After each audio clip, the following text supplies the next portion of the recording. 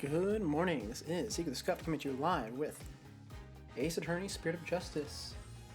This is the end. The final stream of Ace Attorney, probably for at least a month and a half, I would say. What happened last time? Well, yes. The gaslighting. That's what it was. We had to deal with the time travel, which was obviously not real. We have not gotten to arguing that part, though, because Phoenix seems to be quite a bit smarter than I initially thought he would be. He chose to argue the time travel point after he had established all of the other information, which is nice. And I probably should have seen that coming. Now, what do we have left to argue, though? Well, we need to figure out what the timekeeper actually does. You know, take the pendant, stick it on the axle. I have no idea how that's going to play into all of this, but it somehow will. We have not noted that there is blood on the inside, which indicates that he was already in there and that he was already dead. But that is there. We have not mentioned who wrote the note, I don't think. I do not believe we've talked... we did talk about the fog machine, actually. That's why the body took so long to decay. We haven't talked about Selena and her watch yet. We have not talked about the drawing yet, because we left as soon as the time travel came up. I think we're done with this photo. Not quite done with this, because he was hit twice.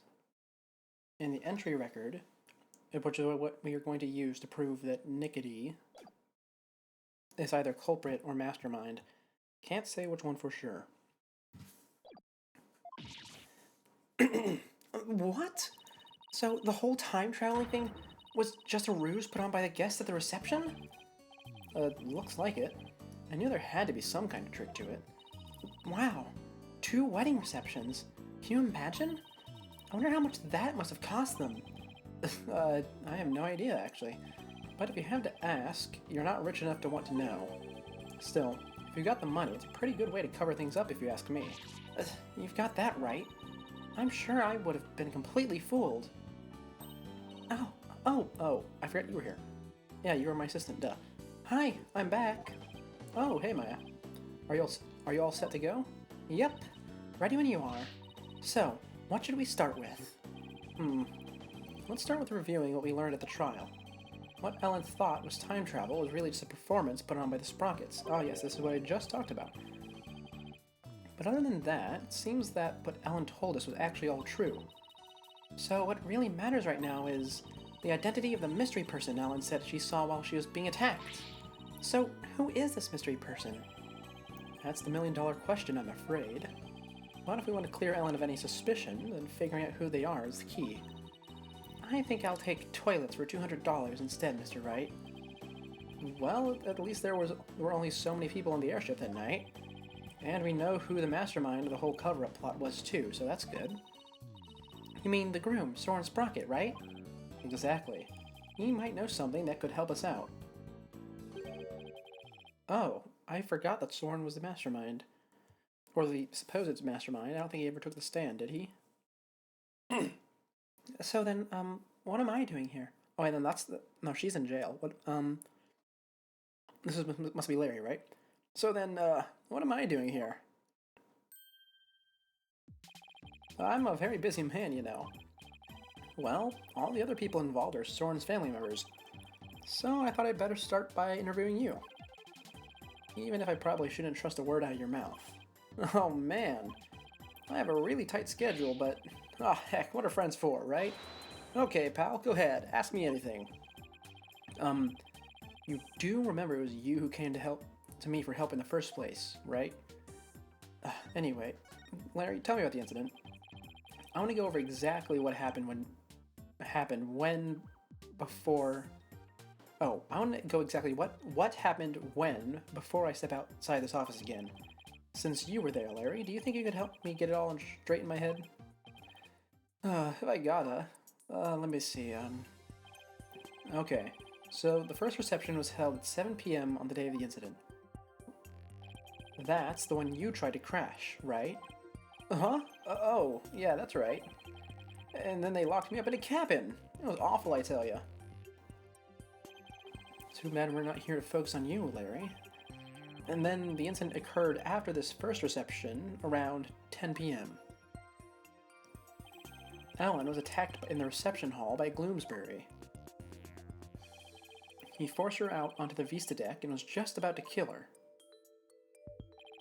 But Ellie fought back and ended up killing old Gloomsbury instead. To cover it up, the family quickly threw together a second reception.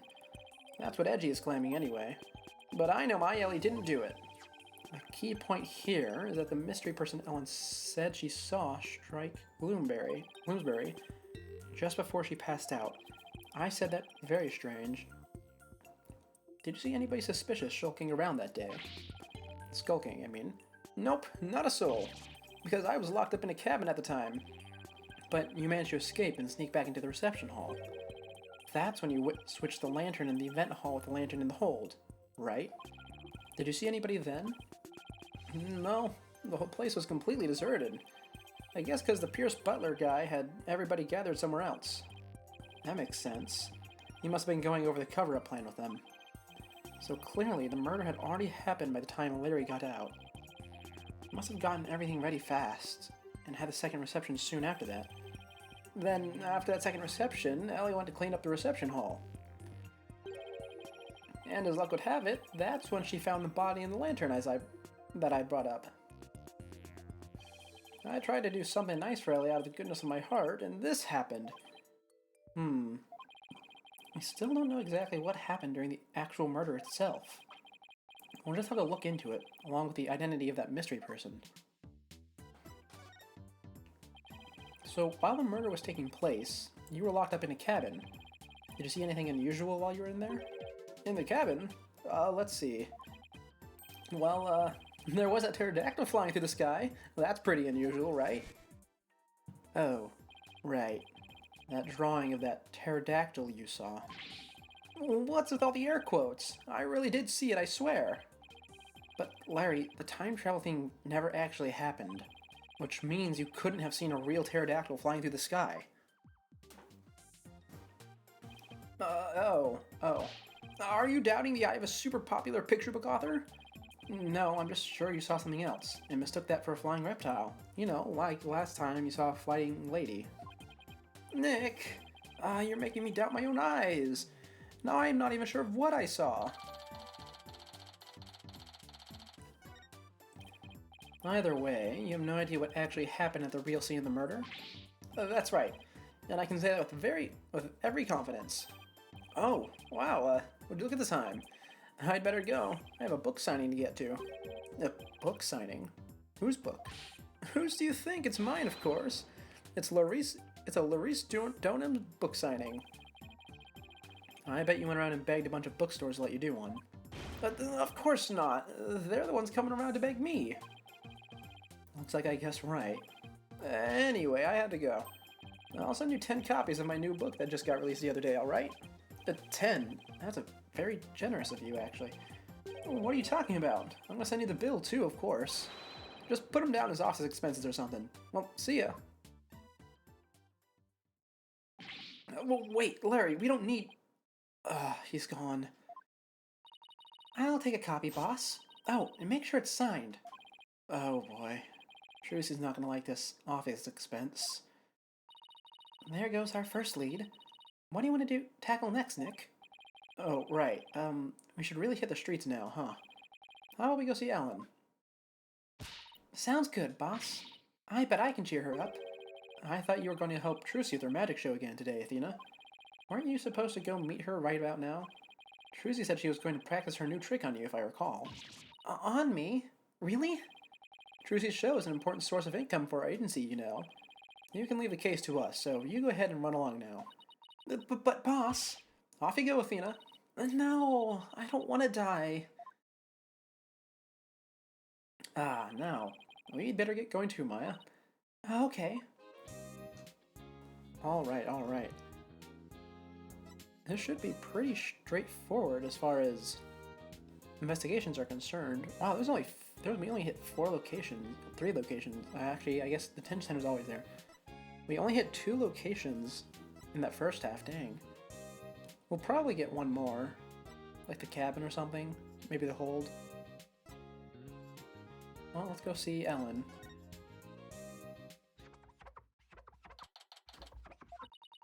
Oh, my poor sweet Soren. I wonder how he's getting along without me. Oh, hello, Ellen. Oh, nope, don't stutter as Nick. That's bad. Oh, Mr. Wright, what's going to happen with the trial, do you think? Well, first and foremost, we have to hurry and find this mystery person you saw just before you passed out.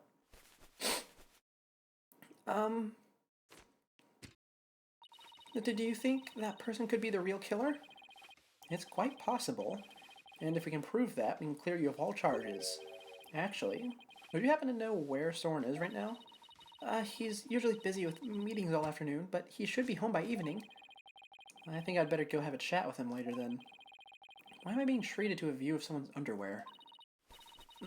Mr. Wright, do you suspect my sweet Soren? Well, he is the one who masterminded the second reception after the time skip, so I thought he might be able to tell us something. How could you, Mr. Wright?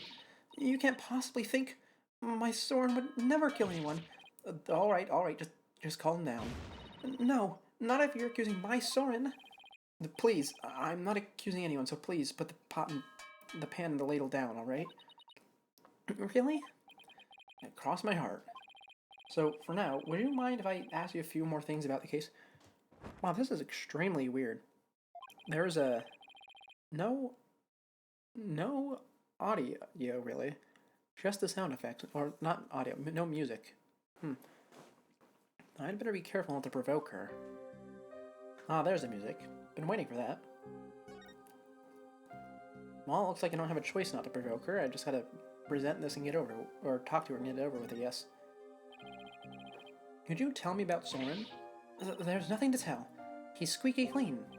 Alright, okay, maybe I should avoid the topic of Soren right now. Well, let's talk about something else then. Fine, but you won't hear a peep out of me about Soren. Talk about pulling teeth. Could you tell me about Pierce Nickety then? Pierce? He came to Sprocket Manor about a year ago. As the family butler, he's now in charge of everything in the household. Only a year ago? Do you have some kind of special connection with the family? I'm just a maid, so I'm not privy to such things, I'm afraid. It might have been Soren's orders, but Pierce is the one who coordinated the whole thing. He's the one who really orchestrated the grand time travel farce. He must have had quite a bit of authority in that family. Yes. But no matter how good he is at his job, how could anybody gain that much influence in a single year? I really don't know. I mean, he is an excellent butler. Wouldn't that explain it? Is it really as simple as that?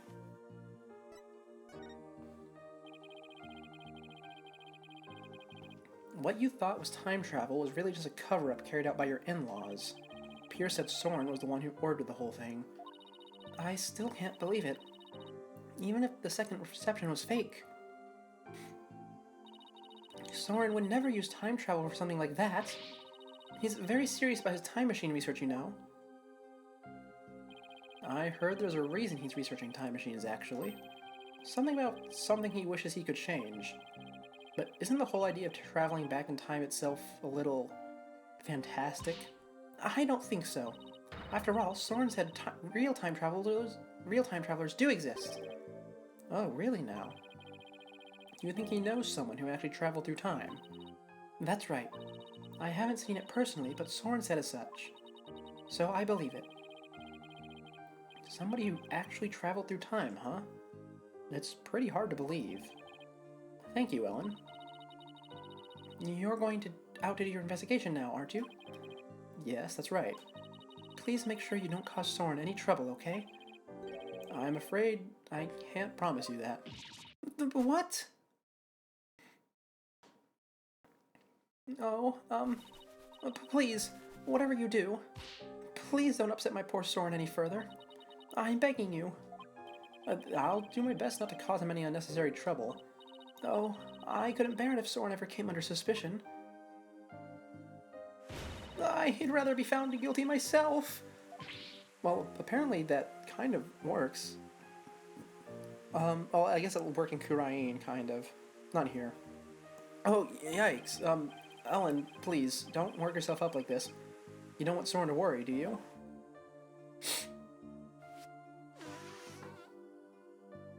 Okay. And poof.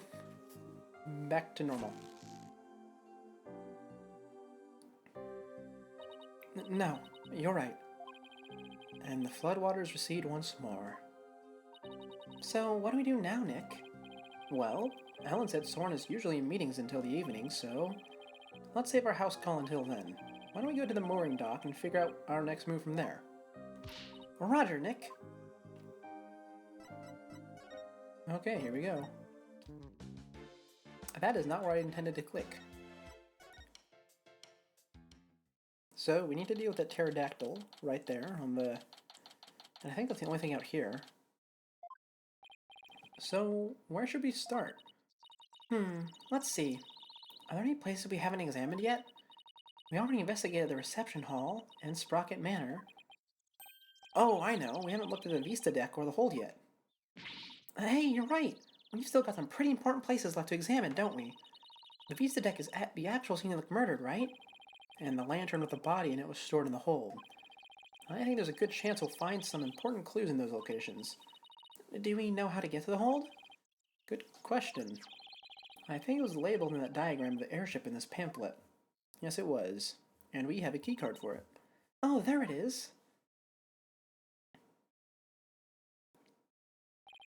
Well, what are we waiting for? Let's go.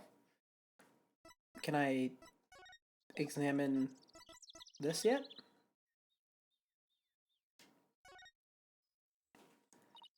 Wow, that sign really got smashed up. There were some really high winds yesterday, and they say that bench was blown right into the sign. Wow, I wish I could have seen that. If you'd been there, you would have gotten blown away by the wind too, you know. That sounds kind of fun, actually. Don't tell me you never tried to use an umbrella to fly when you were a kid. I think I'll take staying alive over fun, thank you very much. Okay, nope, can't do that yet. Unfortunately. To the hold. Well, there's 2 cows there, that's important. And there's some kind of lift that goes up to the Vista deck. Oh, this whole floor goes up there, okay. There's the flowers. I think that's the only thing of note that we can see from this angle. So, this is the hold. And this is where Pierce orchestrated the whole cover-up operation. We better go over this place with a fine-tooth comb. Hey, Nick. Weren't we supposed to get a key card in... Aren't we supposed to need a key card to get in here? Huh, you're right. I wonder why it was unlocked. Is this, what was her name? Sky? How's it going, Mr. Wright? Yep, there she is. I knew she'd be here. Oh, Emma, what are you doing here? And why is there no music, even though you've shown up? Just a little independent investigating for my own sake. Gotta keep the mind sharp. So the door security system was turned off for the police investigation, huh? We'd like to investigate the hold ourselves. Would that be alright? Oh, yeah, sure. The police just finished their examination anyway. Thanks. We'll just take a quick look around then. Oh, right. You should know that the floor doubles as a huge lift. You can use that lever way back there to raise it up to the Vista deck.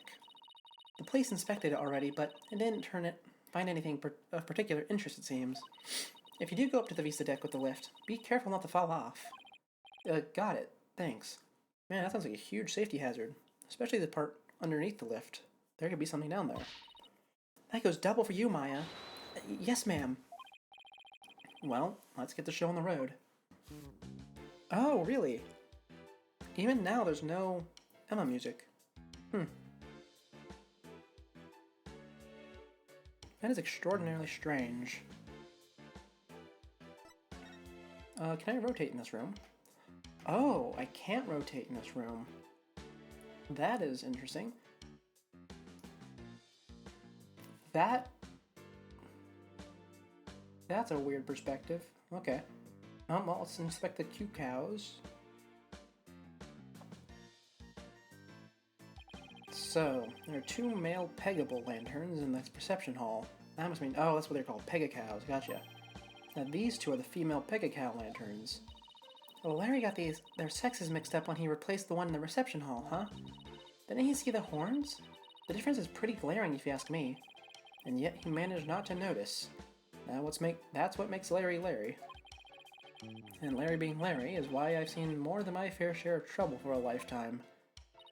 Oh, Mr. Wright. You know the lantern that the victim was found inside of in the reception hall? I'm just about to go piece it back together so the police can examine it. Oh, really? Okay. We'll stop by for a look too, once you're done fixing it. Oh, we can finally note how the blood is on the inside. That's good. We should probably note the flowers. These are the flowers we saw in Larry's photo. The petals make them look like little gears. A perfect flower for the Sprocket family, huh? Maybe they were going to shower the couple with the petals. You mean kind of like how people throw rice or confetti? Yeah, like that. Only these were found at the scene of a murder instead.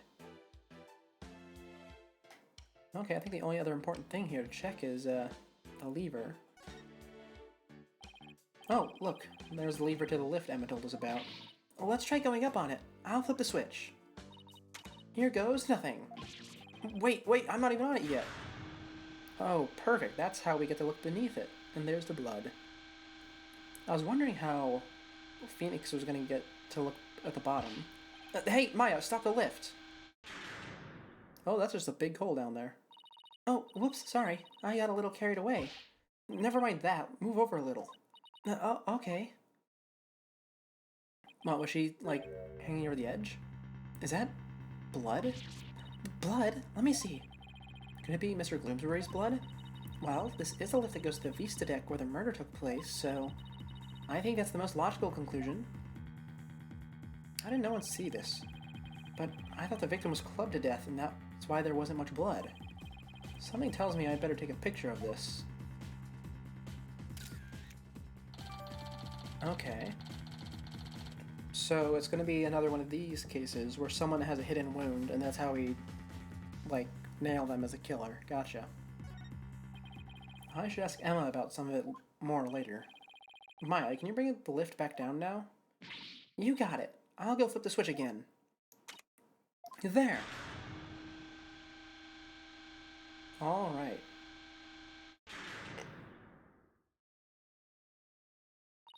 Done! I want to find out some more about that bloodstain, but for now, I guess we should go up to the Vista deck and take a look around the actual crime scene for ourselves. The view must be great from up there. I bet it'll be awesome. I mean, it would be if it wasn't the scene of a murder. Okay, to the Vista deck we go. Make sure you actually get on the lift this time, Nick. I know. Okay, I'll flip the switch again, and away we go! You know, this is a very strange layout for an airship. Extremely strange. Wow, look at the gorgeous view! So, this is where Ellen was attacked and Mr. Gloomsbury was killed. Yeesh, one wrong step and it's splat on the ground below. Should we go investigate the stuff that's a little closer to the edge? Well, I don't see much of anything over here. The police investigation didn't turn up any clues either, so maybe we don't need to? Oh, I get it. You're scared, aren't you, Nick? Of course not. Come on, let's go back down and finish checking out the hold. Oh, okay, is there really nothing up there? They made a whole scene just for that? Huh. And we gotta watch the whole animation. Oh, those gears do not line up with the track they're on. Okay. Well, I guess I just talk to Emma now. Any progress with your investigation? Nothing conclusive yet, I'm afraid. Almost everybody was involved with the cover-up, so it's hard to know who or what to believe. I know what you mean. Unless you have some compelling evidence, I'm afraid it's going to be a tough trial for you. You're telling me. There isn't much time left, so I've got to make do and see what I can turn up. Do I have anything to present to her? I don't think so. Oh, can I get a fingerprint on this? It's absolutely unbelievable. What kind of a monster would plan to commit a murder on somebody's happiest day? I take it this means you don't have any significant new leads? No, I'm afraid not. You? I've got nothing. I wish I could be more help. Well, thanks anyway, I appreciate it. All we can do is keep on keeping on, right? And nothing else, huh? Okay. Suppose I could present the timekeeper, but I don't think that would do anything. So, you're sure this is the murder weapon in this case? Positive. The shape of the victim's injuries and the shape of this clock are a perfect match. I see. I dare say that if somebody were to get knocked over on the head with this thing, it's more likely to cut off their future than send them to the past. I can't disagree with you there. Okay, well, I guess there's not much for me to get out of you. Did I miss something in the investigation? Maybe the big machine? So, this is the airship's engine. It's pretty impressive. And it's all rhythmic, like a heartbeat. It's the literal heart of the flying chapel. Look at all those huge gears spinning around and around and around and around and... I think I'm starting to get dizzy. Yeah, me too. Okay. Yeah, I don't think I need to inspect the bell or the plane. What is there then, if not those? The cake? Maybe. Oh, it's the cake, Nick! A cake! It's so big, they wouldn't miss one little piece, would they? But they wouldn't miss... It's so big, they wouldn't miss one little piece, would they? If you're in that mood for a mouthful of styrofoam, sure, knock yourself out. You mean it's not real? Well, it sure fooled me. I was so ready to have some of that, I'm really craving cake now. Come on, Nick, let's go get some. Maybe after the trial is over. Okay, well, I'll check the plane, I guess. Oh, look, Nick, it's an airplane. I wonder if Soren built that one, too. Hey, why don't we take it for a spin? Just a quick tour around the neighborhood. And who do you propose is going to pilot that wooden death trap? Me, of course, who else? Don't worry, I've seen people fly airplanes on TV plenty of times. I think I'll pass. Still got my whole life ahead of me. Can I really not move up to the deck? How odd. And for some reason I can't go up to the other part either. If that's the case, that means I am missing something in here. Candelabra? Is that it? Huh? It looks like there's some fingerprints on this candelabra. Yeah, I just got done nesting that. I was able to pull a set of left-handed prints. Do you know whose prints they are? Yes. The prints belong to the victim, to Miss Bloomsbury. Nick! I just figured out something amazing. You did. Get this. If the fingerprints on the candelabra were from his left hand, then Mr. Doomgloom must have been left-handed. What do you think of that? Do I have the makings of a great detective or what? You're a real silly Sally if you thought that deduction was in any way encyclopedic. Hey, you're pretty good, Maya. I looked into it myself, and sure enough, the victim really was left-handed. Really? I got it right? Awesome! Good for you, Maya. Good for you? That's all you got to say? I think you did a real great job, Maya. Way to go. I guess one can never have too much info. Now you're talking. But come to think of it, this candelabra isn't in the photo Larry took of the hold, is it? That picture was taken when they were getting ready for the first reception, right? The candelabra must have been brought in here sometime after that, then. It's still possible it has something to do with the incident, though. I'd better add it to the evidence file, just in case. And that should be the last thing, right? Yep. Oh, by the way, Mr. Wright, you can have this fingerprint powder if you like. You're giving this to us? Sure. I have 4 other sets. Oh, thanks. I feel like there's something more to this more to the candelabra, but I can't put my finger on it. Can I just use the powder like I did in the other game? No, I cannot. Okay, and I've already searched everything here. Well, I guess I just present the candelabra, huh? Is there something I can do to help you with that? Actually, I was hoping you would help. Oh, yeah. Never mind. This is the nothing dialogue. Gotcha. Oh, yep, and she does the snack you thing again. Okay. Well, I mean, I guess I can't fingerprint things by presenting to her. I guess I just go then. To where though? The dock? No. Did she have something to say that I didn't notice? Additional dialogue, perhaps? Oh, she does have additional dialogue. Emma, can we check out this candelabra a little more? A little more? What do you... Oh! What happened? I almost dropped the candelabra, and the candle slipped off. Well, let's be careful with that. It might be important evidence. Wait a minute. Now what? One of the pins that hold the candle, one of the candles is missing, is broken, I mean. What? There's definitely something fishy about this candelabra. There is. What makes you say that? Call it forensic investigator's intuition. We already tested this for prints earlier, so let's test it with luminol this time. Knowing Emma, she'd use every test she has at the same time if she could. Just hang on. This will only take a second. I hope this turns up a new lead somehow. Well, Emma, did you find anything? Take a look at this, Mr. Wright. What's all that blood doing there? Well, obviously he stabbed someone.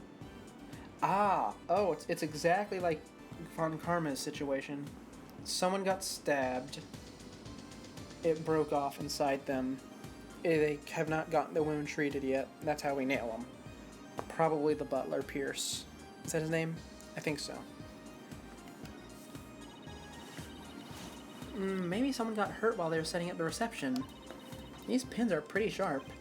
But if one of the pins is broken, it means there's some force involved. Do you think maybe somebody got stabbed? But nobody reported anything like that. That's quite a bit of blood. I wonder whose it is. If I have anything that might shed some light on that, I should probably show it to Emma. Do I have anything that sheds some light on that? I don't think so. I mean, it could be this bloodstain. Yeah, Glenn was hit in the head twice, but that's not important for this. There's blood in his hand. Okay, so that's nothing, dog. Okay, well I put it together. The reason there's blood in his hand is because he stabbed somebody. And the person who he stabbed is definitely the one at fault.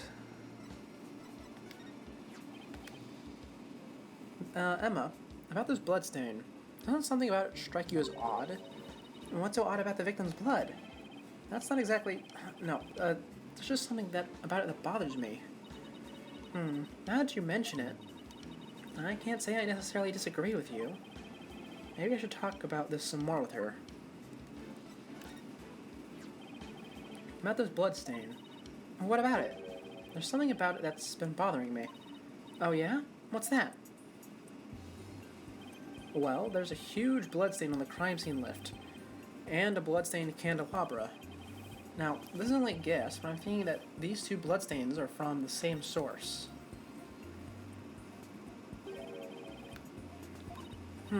I guess that is a possibility. Can we compare the two bloodstains? Would that take a lot of time? Are you kidding? Don't underestimate the power of science. It'll be done in a jiffy.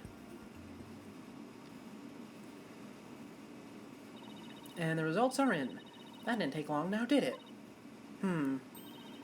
It seemed that the blood from the lift and the candelabra are from the same person. Perfect. I mean, I hope you guys checked the blood on his hand. That way we can say that he definitely stabbed somebody. Well, the victim was clubbed to death, and there wasn't all that much blood.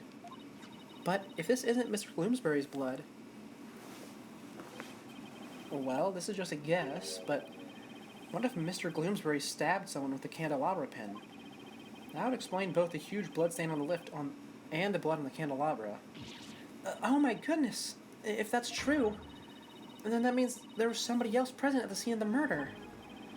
It does, doesn't it? This just might substantiate Ellen's statement about a third person. Emma, could you have this blood analyzed? Sure thing. A mysterious bloodstain on a candelabra with the victim's prints on it. This just might be the thing that back up Ellen's memory of seeing the third person. Next up, to the reception hall. It might be worth taking a look around in there. The reception hall? The forensics team is in there investigating right now. Oh, they are? Well, we don't have much time to sit around, so let's go check out something else. Good idea. We could go question some people, especially Soren. I have quite a few questions for that guy. That sounds good, Mr. Nick. I'll have to do some legwork then, huh? Yep. Well, I thought we'd head to Soren's house for starters. He was accompanying the police on their investigation here earlier, but he's probably home by now. Great. Thanks. Later, Emma. Man, this is a very, very easy trial so far. How do they get 2 bonus trials in a row to be so underwhelming? It's a real shame. I still can't get over how gorgeous Miss Sprocket Manor is. Yeah, just don't touch anything this time, okay? I wasn't going to. She was definitely going to. I was told I had guests. Oh, thank you for seeing us, Soren. We know you're busy. We'd like to ask you a few questions about the case, if you wouldn't mind.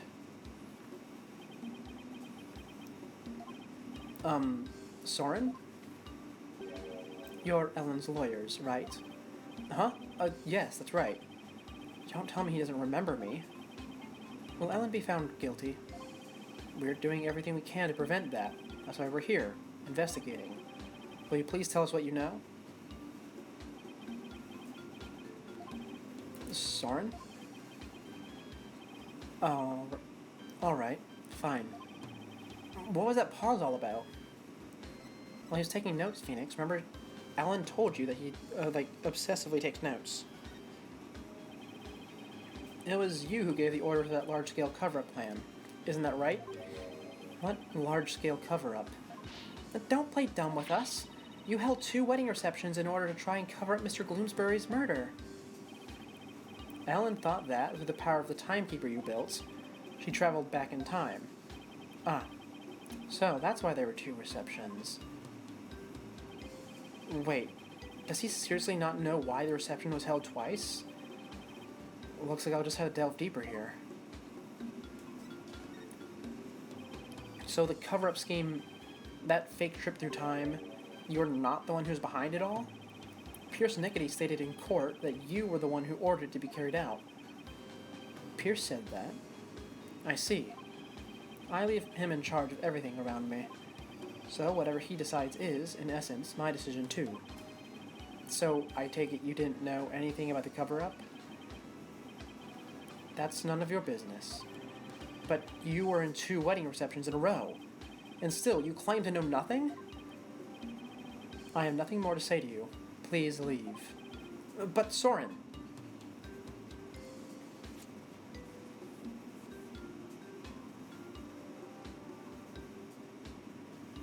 Huh.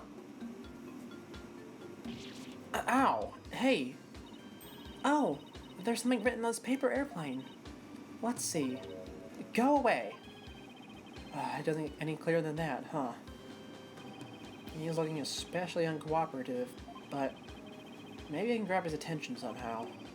There's still that one piece of evidence I don't know much about. It's worth a try. Well, let's see. Which one do we want to go with? Because I think there's a few things I could ask him about, isn't there? Let's start with this. Sis, I'm sure your sister would want the truth of this case to be known. How rude. Is intruding on the private lives of others a part of your job as a lawyer? Yes. Oh, I apologize. Yes, Phoenix, double down. It is your job. I guess showing him a picture of his sister wasn't such a good idea after all. Okay, in that case... Tell me about the timekeeper. What are you showing me that for? Mr. Sprocket? I can't read him at all. Not even with an item as loaded with sentiments as this. Oh, I think I tried that last time, didn't I? Okay, how about the pendant? What are you showing me that for? Okay, same thing, yep. In that case, what would it be? The note? Does this bring anything to mind? Even some small, vague detail will do. This guy really want to talk. This guy really doesn't want to talk, does he? Okay, but what does he want? I'm really not certain.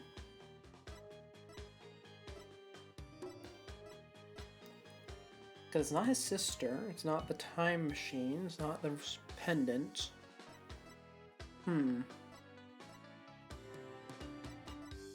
What is it?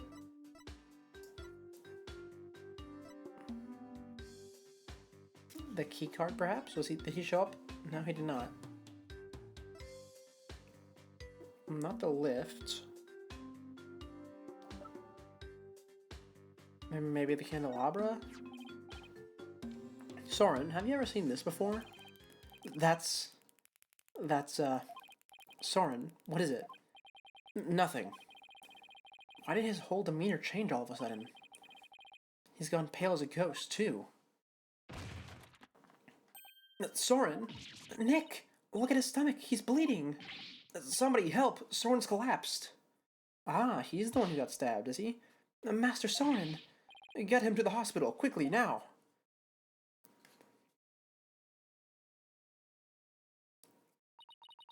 Poor Soren. That must be one serious wound. What is it, Nick? Well, when I showed him the candelabra, his whole demeanor changed. So I was just thinking that maybe his injury is... Huh? What's this? Yes, it's Soren's notebook. He must have dropped it in the rush to get him to the hospital. Oh, his notebook, huh? I wonder what's written in it, don't you? Come on, you know you want to take a peek. Soren's notebook. What to do? Well, I've obviously got to take a peek. I feel guilty snooping around someone's personal notebook, but maybe we should take a little look-see. All right, Nick. Whoa, it's filled with big words written in tiny letters. I guess he uses this notebook to write down his invention ideas. Huh? What is it? Did you find something?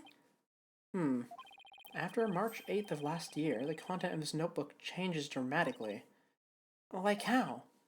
Well, ever since that date, Soren's been writing down every detail of his life. As in, every.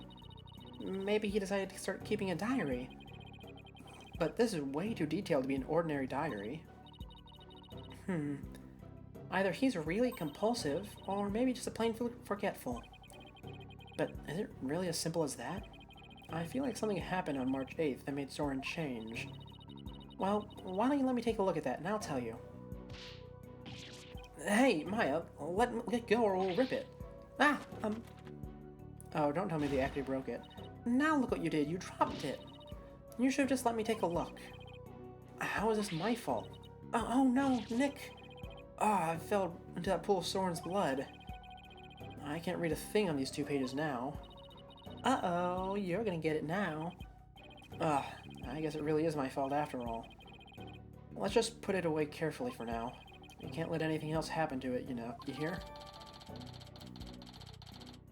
Well, now we have a blood sample. That's nice.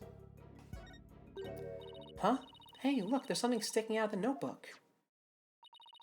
It looks like a newspaper article. Let's see. It's about the car accident Soren's sister died in. It happened on March 8th. That's the day Soren's notebook completely changed. Oh, wow. What else does it say? It says the driver at the time of the accident was Dumas Gloomsbury. It says that Soren was in the car too and that he had sustained severe injuries. It's just like Pierce said. Soren completely changed after the accident. Okay. So, Gloomsbury was driving the car when they got into that accident. That opens up the distinct possibility of Soren holding a grudge against Gloomsbury. You think Soren could have... I don't know. It's not like I have any proof. We should talk to Pierce about this when we return to Soren's notebook to him. Though he doesn't seem to be here right now. Maybe he's at the Flying Chapel. Yes, well, I'd like to examine this card on the floor. Oh, it's just there from last time and they didn't remove it. How odd. Well, to the chapel we go.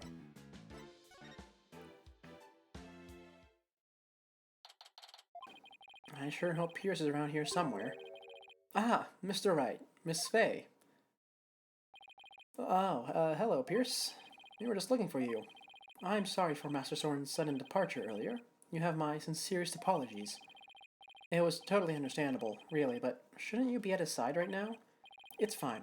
The other servants are with him, and I am in constant contact with him. Or with them. Do not forget to give him his pain medication, and be sure to keep him hydrated. Also see to it that he's not up and about. He needs complete bed rest. Is this what happens when you're too rich for normal peasant phones? I must return to Master Soren now, but did you want something of me? Actually, here's Soren's notebook. He dropped it when he collapsed. I hope Pierce doesn't notice the bloodstain. Oh, thank you very much for this. I'll see to it personally that Master Soren gets it back. Thank you. I trust you did not look inside. Oh, of course not. Because it is filled with numerous patent-worthy ideas, you see.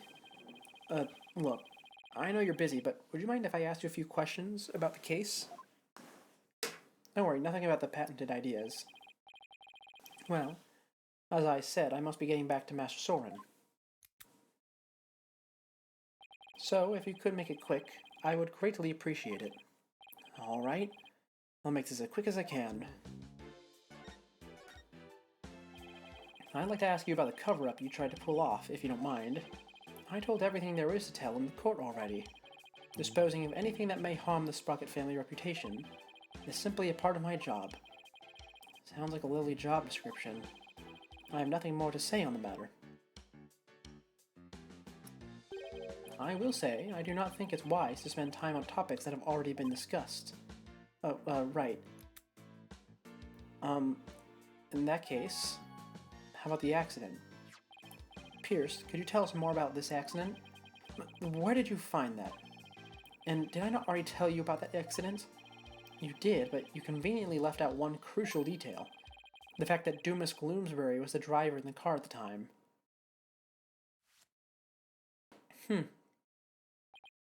Oh? Did I not mention that? I suppose it simply did not come up then. If Mr. Gloomsbury caused the accident, why didn't the Sprocket family fire him? Wouldn't that usually be the natural consequence of such a huge mistake? Please, do not misunderstand. Gloomsbury stayed on with the family. On Master Soren's request. What? That is the type of person Master Soren is. Perhaps it was the influence of Miss Selena's kind nature. She was such a sweet person that even in her last moments she thought of Master Soren.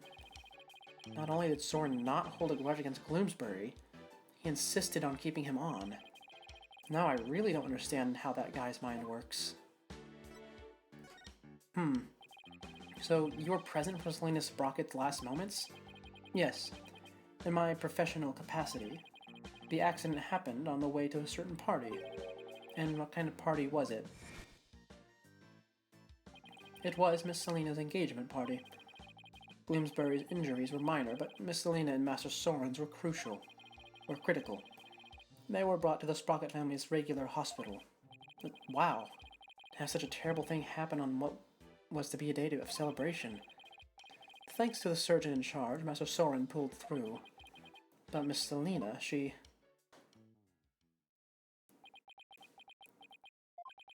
the last words Miss Selena said to me were, "Please, help Soren." Ever since then, I have attended Master Soren and tried to help him in any way I can. I see. Selena's fiance must have been devastated. Indeed.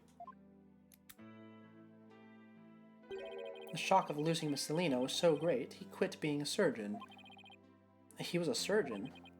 Wait, so the surgeon who tried to save them both, was he? Yes, he was Miss Selena's fiance. What a terrible tragedy. Yeah, why is the surgeon... Why is the fiance allowed to operate on his fiance? That's not something that usually happens. How awful. So where's her fiance now? Good question. I wonder that sometimes myself. So Selena had a fiance. I'd like to know more about him, but I doubt I'll find him anytime soon. So, are we done here? I'm afraid I must be going. Could you please just tell me a little more about Soren?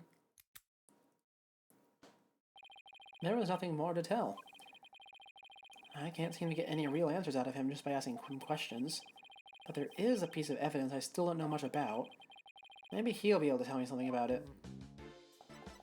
Are we talking about the same candelabra again? Alright.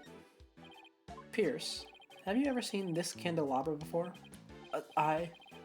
No, I don't know anything about it. Oh, Magatama time. 4. Nope, never mind, 3. My Magatama reacted. Pierce must be trying to hide something from me. I have to break those psych locks and find out what. Alright. Oh, that was... Okay, yep, there we go. Let's see, Pierce. You are really screwed because this game really likes telling me where to go. And it does not make me take damage from Magatamas, so... Yeah, I don't really see what the purpose of these scenes anymore is. Pierce, you're hiding something from me about this candelabra, aren't you?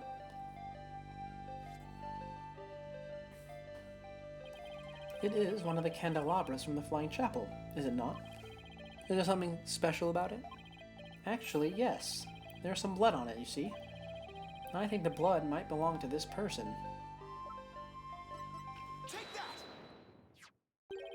Soren has a rather nasty wound on his body, doesn't he? Yes, Master Soren is indeed injured. Are there any other people involved in this case injured? Not as far as I know. I see. Now let me ask you this, Pierce. Do you suppose Soren could have been more directly involved than you're letting on? What in the world would make you think that? Oh, I've got my reasons. Mr. Gloomsbury's fingerprints were found on this candelabra stem, which leads me to believe that Mr. Gloomsbury stabbed Soren with it. You cannot possibly think Master Soren is the one responsible for the murder. I don't have any conclusive evidence of that at the moment, but I do think he had a motive. This proves that Soren had a motive to kill Mr. Gloomsbury. Even though it was an accident, Mr. Gloomsbury was the man responsible for taking Soren's sister away.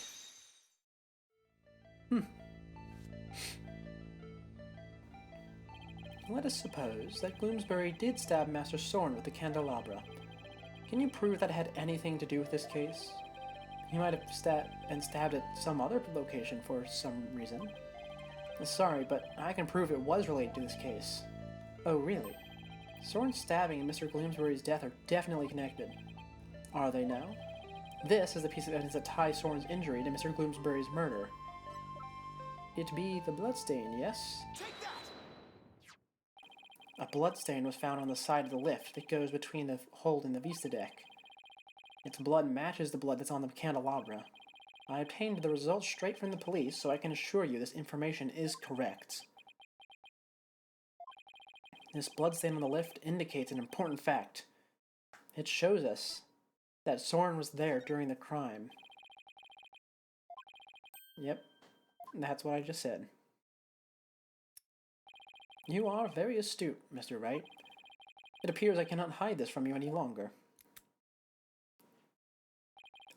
Very well. I will tell you everything.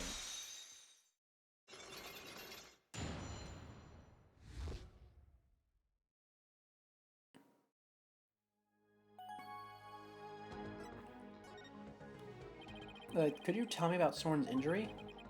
Very well. This is what I heard directly from Master Soren himself. As you surmise, Master Soren was stabbed by Gloomsbury on the day of the murder. It happened after the first wedding reception. The happy couple was in the reception hall when suddenly, Gloomsbury appeared. He attacked Miss Ellen and tried to take her away. Master Soren went to stop him and found himself in a struggle with Gloomsbury. That is when Master Soren was stabbed with the candelabra, he said. Even though Master Soren was badly injured, he went after Gloomsbury. So Soren really was the scene of the murder, wasn't he? Yes, that is correct. However, by the time Master Soren arrived at the scene, Gloomsbury had already been murdered. So, Pierce is saying that Soren was at the crime scene, but that he didn't have anything to do with the murder itself. Even still, why did you try to keep such an important piece of information from me? I am very sorry. Master Soren's injury and Gloomsbury's murder were not directly related, so I decided not to mention it, so as not to unnecessarily complicate the investigation. Now then, I am sorry, but I'm afraid I really must go now. Please excuse me. Thank you for your time. Okay, well, that's very shady, and I already have a theory about it, but let's finish up this investigation. We're almost done, I think. Or at least finish the investigation before I talk about it. Pierce should have just told us everything in the first place and saved us a lot of time. Yeah, but I guess it isn't that simple for him. He is the family butler, after all. He sure didn't make our job any easier, though, did he? But at least we learned something new. Soren was at the scene of the crime. That's true. One step forward is better than none. So, what next, Nick? Let's see. The forensics team might be done investigating the reception hall by now. Let's go check it out. Sounds like a plan. Alright, here we go. Finally gave us the reception hall back. Oh, someone's cleaning the windows. And it looks like the police are done. It looks like the police are done with their investigation in here. I wonder if it's okay for us to take a look around now. Oh, hi, Mr. Wright. Oh, hi, Emma. Would it be alright if we investigate in this room now?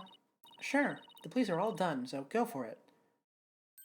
Oh, remember that broken lantern? I restored it to perfection. I have to say, it's some of my best work.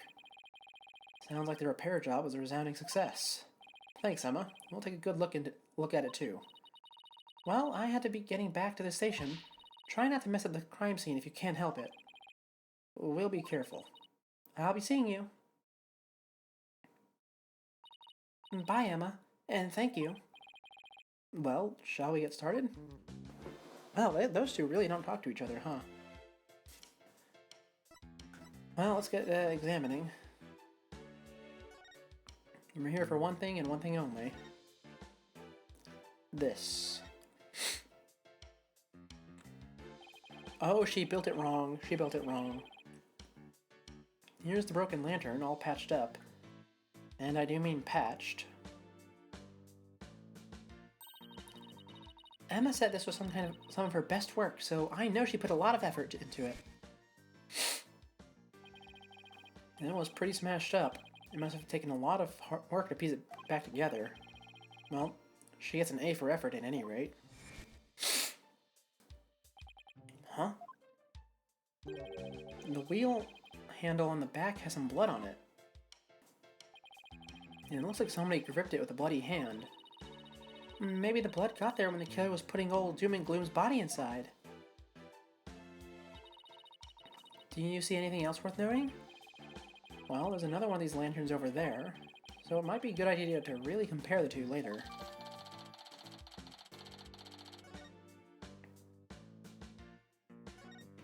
Can I see the other one? Yes, there it is. And this is the unbroken peggable lantern. And this is the one Emma restored. I wouldn't say they look exactly the same, but they're more that they're made of the same parts. Wait a minute. What is it, Maya? I think there's something off about this peggable. Just that everything about it looks off to me. Oh man, my nose. I'm not quite sure what it is, but some detail isn't quite right. Show me the restored lantern again. Oh, I know, it's this, right? What? Where? The thing about the restored lantern that's off is the color of the wheel handle.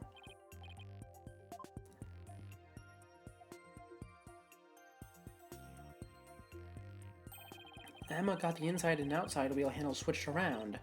Oh, wow, you're right. And there's blood on this handle, as if somebody gripped it with a bloody hand. Right, which means that the blood got on the handle from the inside of the lantern. Good, good, very good. Do you think the blood got in there when the killer was putting the body in the lantern? It's really hard to say at this point. And I think we're done in here, Nat, yeah? I'd say so. Or else do we have to check? I think that's it, right?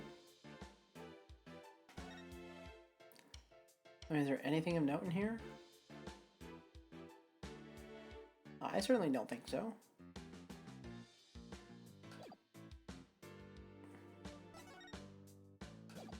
Well, I suppose we just go now. To the detention center, perhaps? No? Am I really missing something? What am I missing? Zoom into the table. Oh! Hey, that's the thing that was shining last time, wasn't it? Well, or...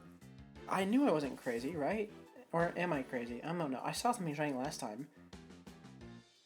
And this is where the murder weapon, the Timekeeper, was displayed. I guess it's in police custody now. Huh? What's this? A key? Let's ask the maid about it. Good idea. She might be able to tell us something. Excuse me. Could I ask you a question? Oh, of course. What would you like to know? Do you know anything about this key?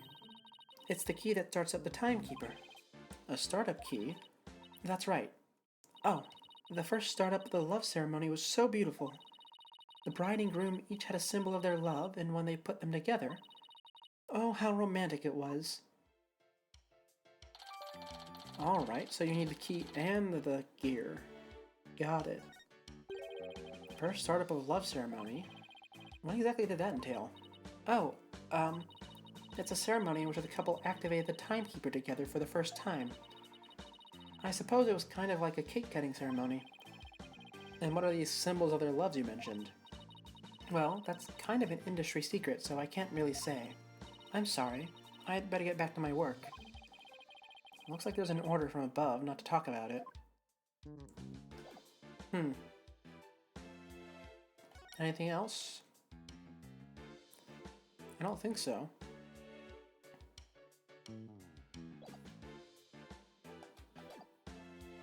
Well, apparently there is. What exactly in this room is so important?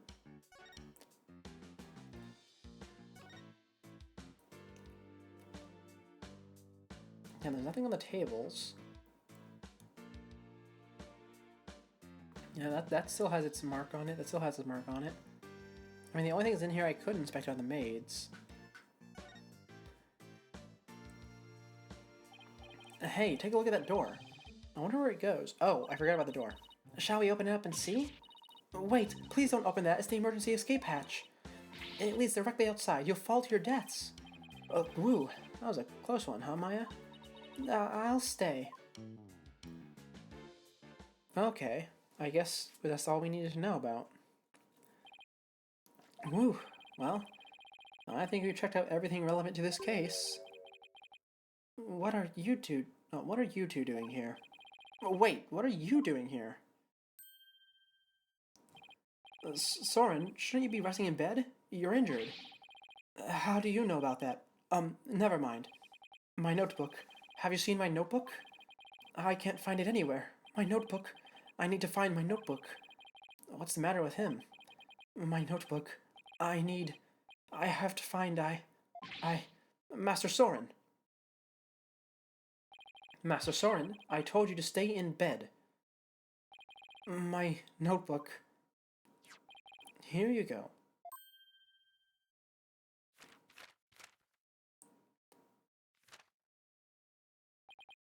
Yes, this is it. So, Soren gets emotionally unstable without that notebook of his, huh? Whew. Looks like he's calmed down now. Soren, do you mind if I talk to you for a minute? I cannot allow you to do that. What if his wound were to open up again? He needs to rest. Yeah, I guess you're right. Now, if you'll excuse us. Master Soren, let us retire. All right. There they go. Pierce is right. He guess he really isn't in any condition to be questioned. Well, let's go back to the agency and sort through what we've learned. All right. Well, suppose this is our final stop before we go back into the trial. We're back. Anybody here? Oh, hi, boss. Athena? I thought you were with Trucy. I guess you could say that I'm taking a short break. But enough about me. What about the investigation? Did you find out anything? Well, turns out the third person Ellen says she saw the crime scene might have been Soren Sprocket. What? Really? I always thought he seemed suspicious. The thing is, by the time Soren got to the Vista deck, the murder had already occurred, apparently. No way! I don't buy that, not for a second! It's a cover-up, I tell you! That's certainly a possibility. And as a lawyer, it's certainly a possibility I have to pursue, but... But what? It's your job, right? So pursue the heck out of it. Just do it! Yeah, but... is that really what's best for Ellen? Soren could be found guilty if the truth comes out tomorrow. But if we don't pursue this possibility, Ellen could be found guilty instead. Oh man. Either way, it sure doesn't spell out happily ever after for the two of them. So, what are you gonna do, Mr. Wright? Well, I can't let an innocent person get convicted. So I guess all I can really do is pursue the truth. Even if it ends up devastating Ellen. What a tough call to make. Still, there's always a chance, right? Maybe something will come up during the trial that will save their marriage. I hope so. I really do. Well, Maya, let's go. Break the news to Ellen, you mean? Yep. Mr. Wright, please take me with you. I bet I could help you counsel Ellen through this piece of bad news. Athena, I appreciate the offer, but don't you have somewhere else to be? Do I? Athena, what are you doing here? I've been looking all over for you. Come on now, let's get back to practicing. No, wait. My body can't take it anymore. Boss, you gotta help me. A lawyer always keeps their promises. A lawyer always keeps their promises, Athena. But, boss... If you bail on me one more time, Athena, I'm going to use a real blade on you. Ah! Yep, there we go. Fare thee well, Athena. I will see you when this trial is over. Sorry, Athena, but somebody's gotta do it. Better you than me, though. Hang in there, kiddo. Come on, Maya. We better get going. Alright. To the detention center. Hello, Ellen. How did your investigation go, Mr. Wright? Before I answer that, I need to ask you something. Was Soren with you when Mr. Gloomsbury attacked you in the reception hall? I, I'm sorry I kept it from you. I was afraid that he'd come under suspicion if I told you. So I kept quiet about it. I'm really sorry. I see. I thought it was probably something like that. Listen, Ellen, I'm afraid I had to make a very difficult decision based on what I found. What kind of decision? This is very hard for me to say, but the mysterious person you saw at the scene of the crime was most likely Soren. What? In other words, in court tomorrow, I'm afraid I'll have to propose the possibility that Soren is the true culprit. No, Soren is innocent. No. But don't you see? If I don't try to pursue that line of thought, you'll be found guilty. No.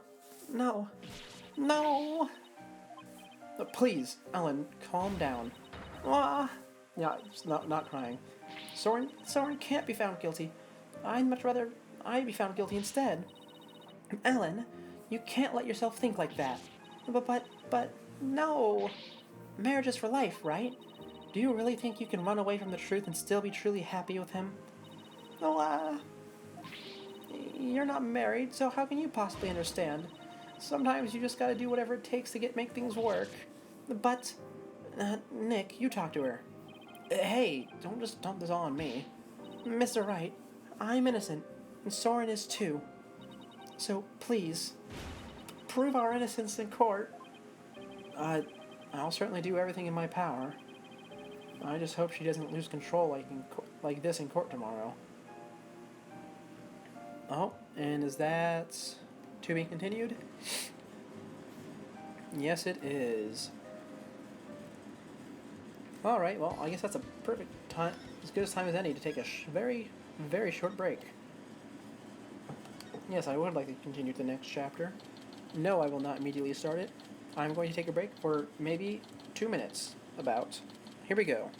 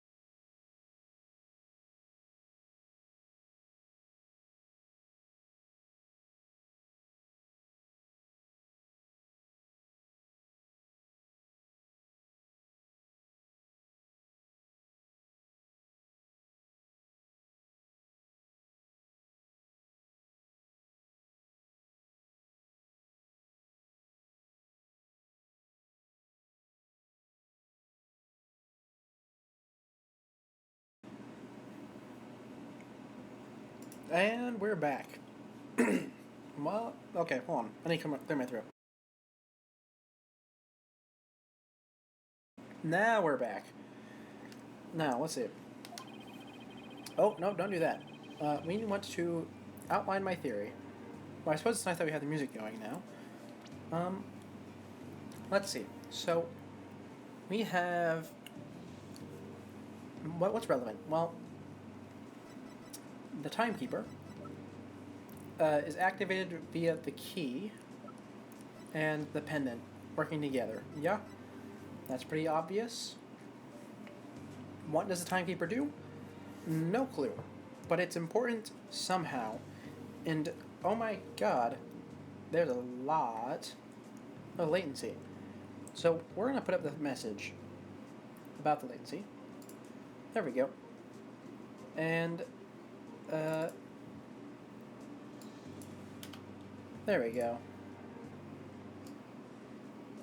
And center it. Bam. Done. Oh, I messed it up. Now it's good. Good. Now, like I said, pendant, key, activate timekeeper. No idea what it does, but it's important somehow. Second thing, the broken lantern. The handle that is bloody goes on the inside. It was grabbed. The reason it's bloody is because it's grabbed with a bloody hand. This bloody hand, which means the victim was alive inside the lantern at some point, after having stabbed Soren, because the blood on his hand came from stabbing Soren with the candelabra, which got spilled on the lift, but got cleaned up very poorly, as it would seem. Though considering the surface passed the luminol test because Emma definitely sprayed that whole room, I'd say it's not actually that bad of a job. She just missed the very important spot. Now, the pterodactyl, which we probably will have to cover, is just a sign from outside the ship. I don't know who's going to bring that up, because I did not get that piece of evidence, but it's going to be brought up. Pierce, that is his name, right?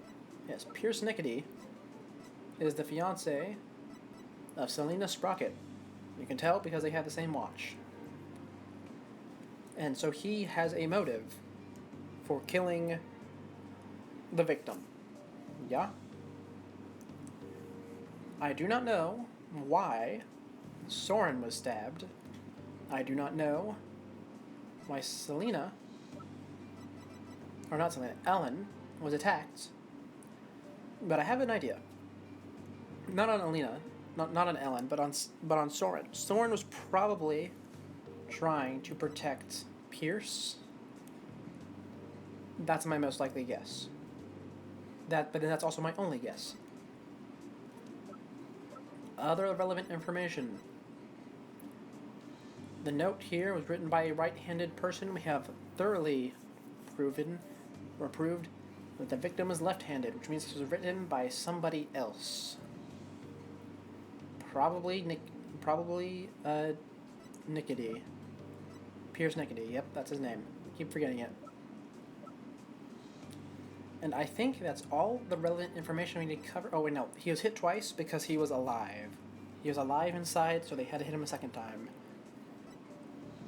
And obviously, Pierce Nickety entered here, which means that he, after Gloomsbury, which is why he was able to do it. I think that's all the relevant information we need to cover. Yeah? Yeah. Let's go.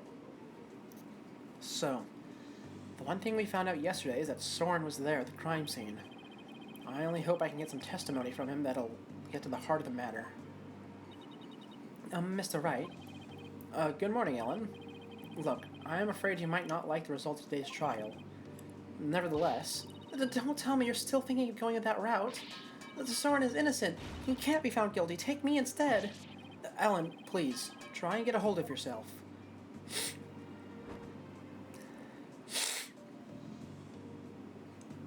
I believe in Soren with all my heart. So how dare you doubt him? Regardless of which one of them is found guilty today, it's going to be devastating for Ellen, isn't it? We'll just have to do everything we can. That's the best we can do, you know? The trial's about to begin, Mr. Wright. Alright, let's go, Maya. Yeah. Oh, here we are. The final trial.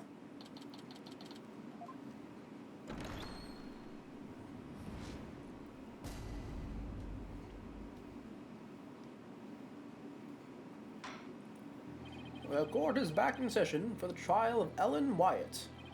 The defense is ready, Your Honor. The prosecution is ready, Your Honor. Let's see now. Where were we?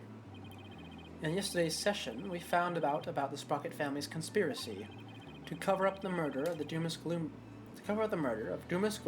with a second reception. Taking advantage of our collective shock, the defense, as usual, made a nonsensical claim, namely, that there was a third person present who struck the victim. Hey, don't try to make it sound like I made it all up. The defendant herself made a statement about the existence of a third person, and further investigation has only proven her statement to be true. Then I presume the defense intends to focus on proving the identity of this third person. Is that all right with you, Mr. Edgeworth? Indeed, Your Honor. In fact, I predict that the defense will, most likely, attempt to name Mr. Soren Sprocket as the true culprit. How did you... The driver during the accident that killed Mr. Sprocket's sister was the victim. Therefore, Mr. Sprocket had a motive to murder Mr. Gloomsbury. And that's what you plan to assert, is it not, Mr. Wright? Am I that transparent? Come now, Mr. Wright. Did you really think the police wouldn't uncover this information? Congrats on getting it in one, Mr. Edgeworth. But... You're wrong. Soren didn't do it. He's innocent. Miss Wyatt, please.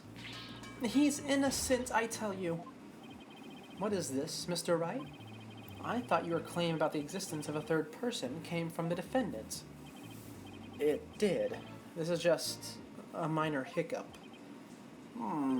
Did you not discuss your strategy for today with the defendant, Mr. Wright? Starting off on the wrong foot again is seriously cutting into my lifespan. It would appear that the defense is in disarray. Therefore, the best way to clear things up is to ask Mr. Sprocket himself what happened. Your Honor, the prosecution would like to call Soren Sprocket to the stand. What?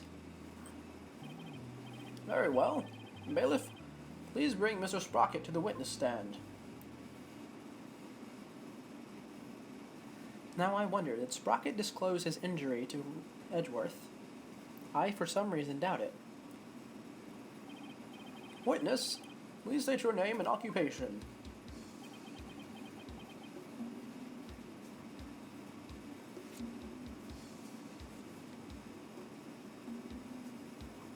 I just realized he turns his pages right to left. Ow! Hey, there's something written on this paper airplane. Let's see. Soren Sprocket, Managing Director of Sprocket Aviation. Mr. Sprocket, please give your answers in words, not paper airplanes. Now then, Mr. Sprocket, please tell that doubting lawyer there what really happened at the time of the crime. Well, Mr. Sprocket? Mr. Sprocket? Alright. You want me to talk about what happened when the crime occurred? In other words, after the first wedding reception, when Ellen and I were in the reception hall, right? Not even the power of the court can stop him from marching to the beat of his own drum.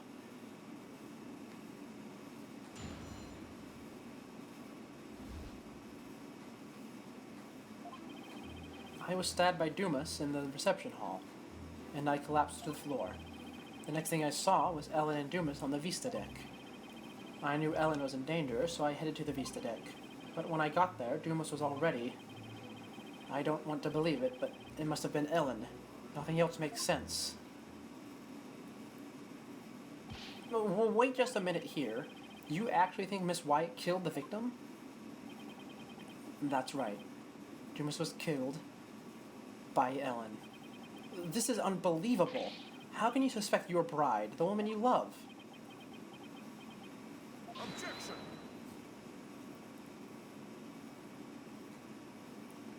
Huh. The truth can be cruel. Miss Wyatt, you must be very upset. Is there anything you wish to say?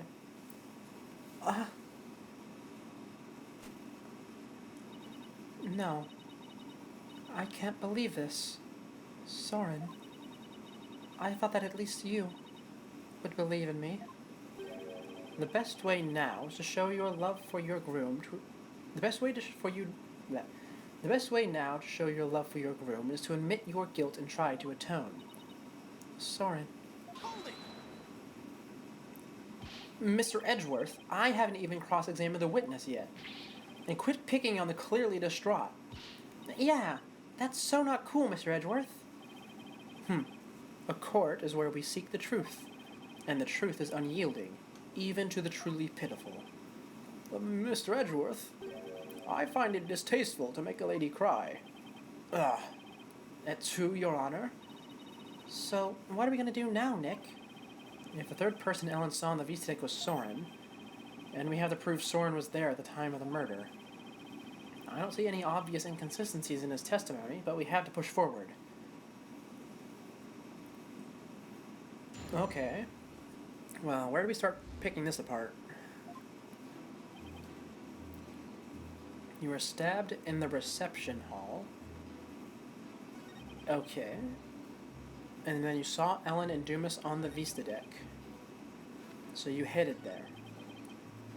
But when you got there, Dumas was already dead, I assume. And you don't want to believe it, but it must have been Ellen.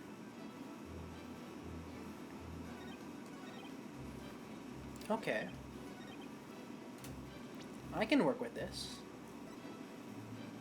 Where do we want to start off, though? Or rather, where can we start off?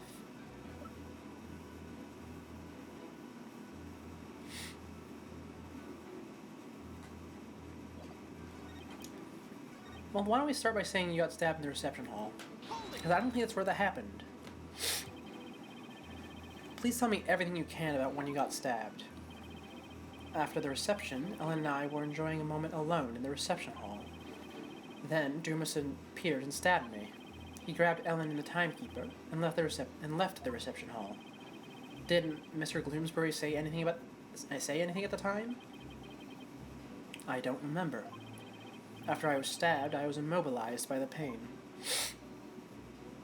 I see.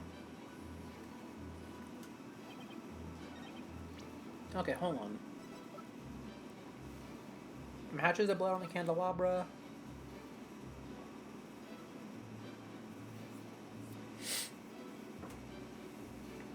Candelabra from the hold.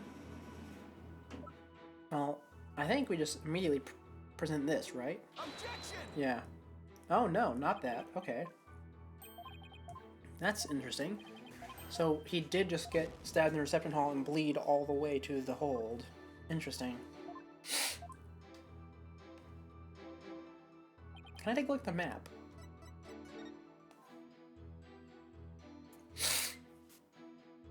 Yeah, he went a long way. Next thing you saw was Ellen and Dumas on the deck.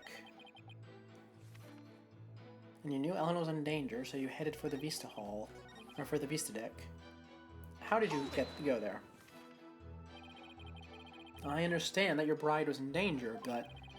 were you really able to move with a stab wound to the gut? I was desperately trying to push the pain out of my mind. I see. So adrenaline kicked in and gave you strength, is that right? I don't see much of anything in this statement I can refute. That's right. I almost passed out several times as I made my way to the Vista deck. And you encountered no one, huh? Hold it! Are you absolutely sure, Mr. Sprocket, that by the time you got to the Vista deck, the murder had already been committed? Yes. But the Vista deck is just on the other side of the glass windows in the reception hall. Shouldn't you have been able to get there right away? Objection!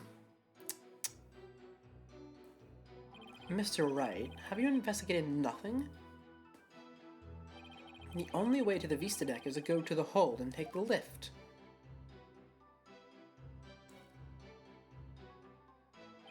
No matter how much one hurries, it would take at least 10 minutes. Well, that's unhelpful. But Soren had to have gotten there before the murder, or my claim won't stand. Do you have any ideas for me, Maya? it's definitely easier to prove that someone did go to the hole than not. I mean, you can't leave anything if you don't go someplace, right? Can't leave anything. Wait a minute. I think Maya's onto something here. The lack of a certain something actually proves that Soren didn't go to the hold. What's the matter? Are you stumped already? No. I'm far from stumped, Mr. Edgeworth. I know for a fact that Mr. Sprocket didn't go to the hold. You and your paper-thin bluffs. Mr. Sprocket's bloodstain on the lift proves you went through the hold. So what possible proof could you have that he did not, in fact, go through there? You want proof? You got it. You can do this, Phoenix. There's gotta be proof that Soren didn't go through the hold. Well, Mr. Wright, this proves that Mr. Sprocket didn't go through the hold. Where's it at? There we go. As anyone can see from the hold entry record, there's absolutely no mention of Soren Sprocket entering the hold. The defense asserts that Mr. Sprocket used a different route to get to the Vista deck. You can assert all you want, Mr. Wright, but can you actually prove that another route exists? Can I prove the existence of another route to the Vista deck, you ask? Well, I can prove it. Even if it's just a bluff, I have to present something. Anything that could prove the existence of a faster route to the Vista deck. Very well then, Mr. Wright. Show us how Mr. Sprocket got to the Vista deck. Well, it's the emergency exit, yeah? To save his bride from danger, Mr. Sprocket opened the escape hatch and made his way along the outside wall to the Vista deck. Isn't that right, Mr. Sprocket? Oh, they have a lot of CGs for this chapter. Oh,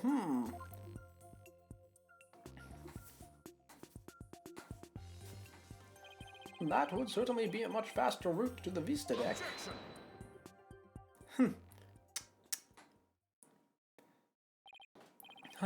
I'm disappointed, Mr. Wright. Is that really the best you can muster? That escape hatch is not meant to be used to get from the reception hall to the Vista deck. One slip, and that's all it would take for Mr. Sprocket to plunge to his death.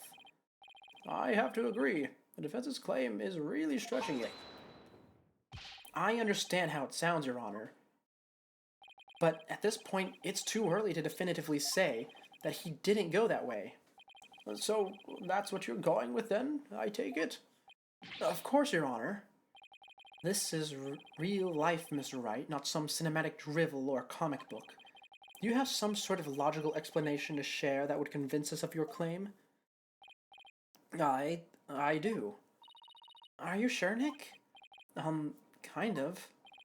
Actually, I am nothing, so I'll just have to wing it somehow. On what do you base your theory that Mr. Sprocket made his way along the outside? My theory was that he was able to go along the outside wall despite the danger is based on... Well, I would say... I was going to argue the wind. Is it, high winds that day? But this works too. To save the bride he loves, the groom risked his life and rushed to her side. Mr. Sprocket was able to make it to the Vista deck despite the danger, because of the power of love. Well, the power of love. That love is a source of strength that can help one overcome any obstacle. I think I can relate, thanks to my own long, happy marriage. Wow, he actually seems to be buying it. The power of love, you say? That kind of illogical argument is hardly viable in a court of law. Wouldn't you agree, Your Honor? I'm afraid not, Mr. Edgeworth. You should never underestimate the power of love. You'll understand one day when you get married, which I won't. Exactly what is so wrong with wishing to remain unwed? How old is Edgeworth right now? We have his name. 35, okay. No, way to set him off, Your Honor. Never mind all that unscientific nonsense. Are you aware, Mr. Wright, that at the time of the crime... there was a huge propeller turning at full speed between the hatch and the Vista deck. Even if a person were to go outside through the hatch,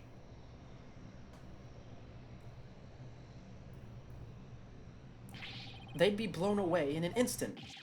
What?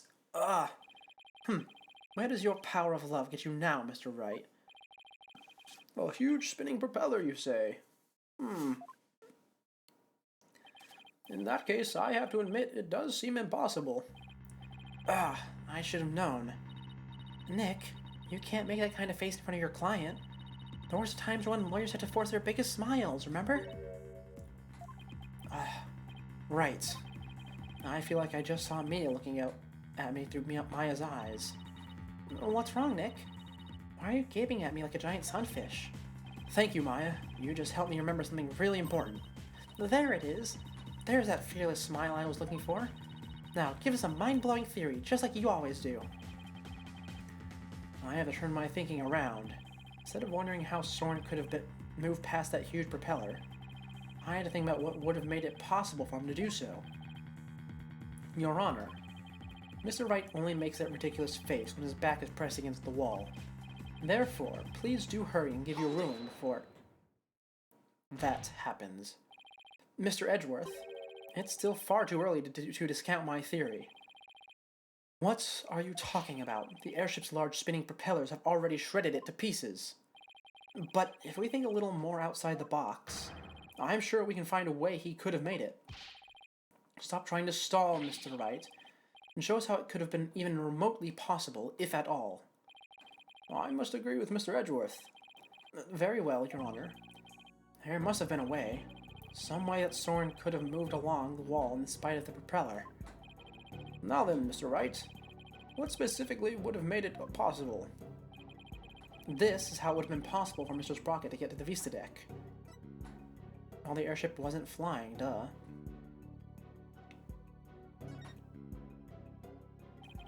What allowed Mr. Sprocket to go along the outside wall in spite of the propellers is the location of the flying chapel at the time of the crime. The location of the flying chapel? But wasn't it flying high in the sky? No, Your Honor, I'm afraid it wasn't. What? Then where was it? At the time of the murder, the airship wasn't flying through the sky, but moored to the ground. But what? And if the airship wasn't flying, then that means the propellers weren't turning. Oh, your graphite's falling out, bud. In which case,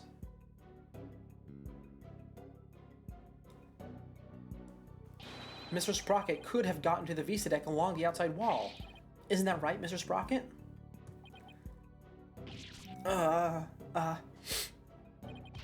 Oh, dang, that gotta hurt. I don't remember. Ow, he stabbed himself with his pencil. That's gonna leave a mark. Even if the propellers weren't turning, it would have been far too risky to go that way. But Mr. Edgeworth, you're forgetting about the power of love. Yes, the amazing power of love. Not this again. Very well. For the sake of argument, let's assume the so-called power of love made it possible for Mr. Sprocket to move along the outside wall of the airship. Can you prove that the airship was tied to the ground as you claim, Mr. Wright? Well, I don't have any evidence that proves where the airship was at the time. You can prove it, can't you? Well, I mean, you could just, check the records. It's a giant flying thing. So, there should be records of it somewhere, but I guess we're just gonna use the pterodactyl. Maya, can you think of anything we can use to prove it? Can't say I can. Oh, wait! Didn't somebody see something outside the window at the time of the crime? I think I remember someone saying as much. Do I have a piece of evidence that shows what was outside the airship? Well, what are you waiting for? This piece of evidence shows what was outside the airship at the time of the crime. Take that! This piece... oh, yeah. What kind of lousy drawing is that? It's a drawing made by Larry Butts. And what can you prove with that poor attempt at artistry? What do you mean, poor attempt? It looks really good. Larry made this drawing before he switched the lanterns, so it must have been right around when the murder was being committed. Now, if I could direct the court's attention here. Is that a pterodactyl? Does that mean that the airship actually went back in time to the Cretaceous period? We've already proven that time travel is nothing more than a gimmick, did we not? We did, and I have no intention of bringing up that argument again. But this drawing shows us an important piece of information. It shows us that the airship was actually moored on the ground. And what makes you so sure? That's easy. All you have to do is consider who made this drawing.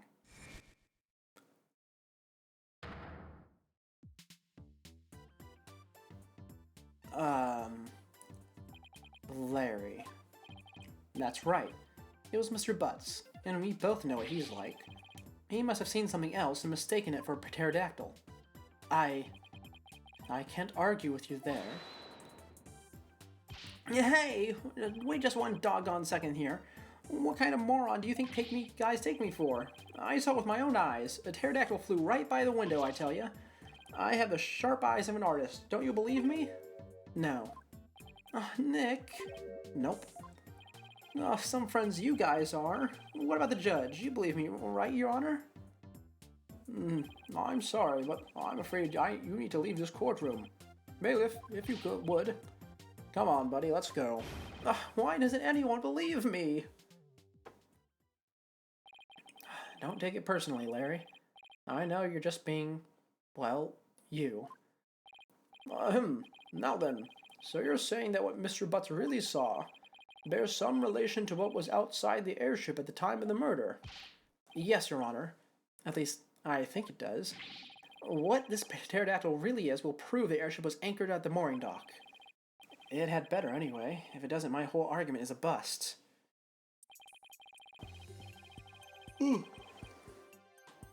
If you're that confident, please, go ahead and tell us what it really was. Yes, Your Honor. Think, Phoenix. What could that pterodactyl have actually been? It's this. The map. Please take a good look at this sign. At the sign? It appears to have been broken and then repaired. But what does this sign have to do with the pterodactyl? Please focus on this part of the sign. The part that broke off and got reattached. What about it? How about if we turn it like this? Oh, that shape. It's the pterodactyl in the drawing. What Mr. Butts actually saw was this chunk as it was being blown through the air by wind. What? Yes. I think we figured that out the moment Larry said pterodactyl. On the day of the murder, there was some heavy winds in the area on the mooring dock. But it's hard to imagine this sign would make it up as high as an airship would fly. That means the flying chapel must have been anchored at the mooring dock that night. Isn't that right, Mr. Sprocket?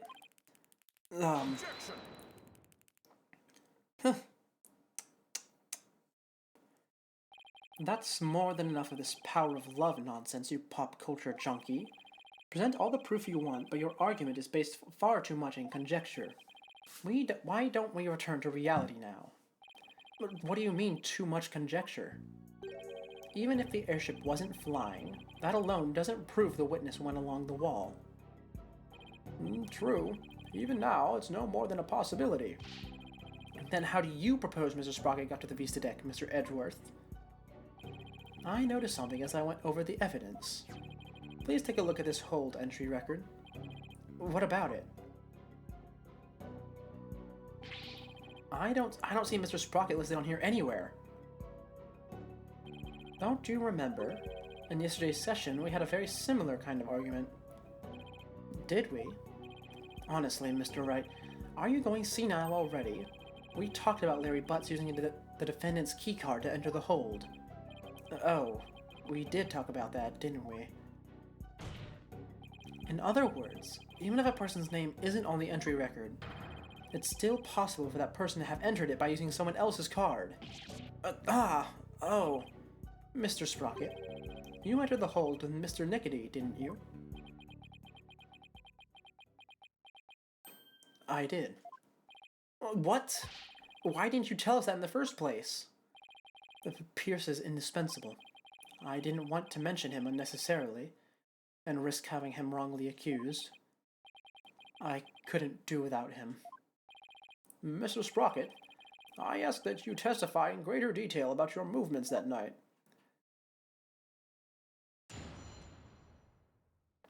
Okay. The truth is, I went to the Vista deck with Pierce. That's why my name doesn't appear on the hold entry record. I was badly injured from being stabbed, but I was frantic. By the time we reached the scene, it was all over. Well, this doesn't help me one bit. Mr. Sprocket, you've concealed information from us time and time again. Who do you think you are, treating this court of law with such irreverence? And that being said, I do appreciate the testimony you gave just now. Thanks to you, we now know why your name doesn't appear on the entry record. Now, there are no more inconsistencies in the witness's testimony. And that's Mr. Edgeworth for you. He never leaves a loose end dangling. You okay, Miss Nick? I wouldn't exactly call this situation okay. Somehow I have to coax the information we need for an opening out of him. If I even can, that is.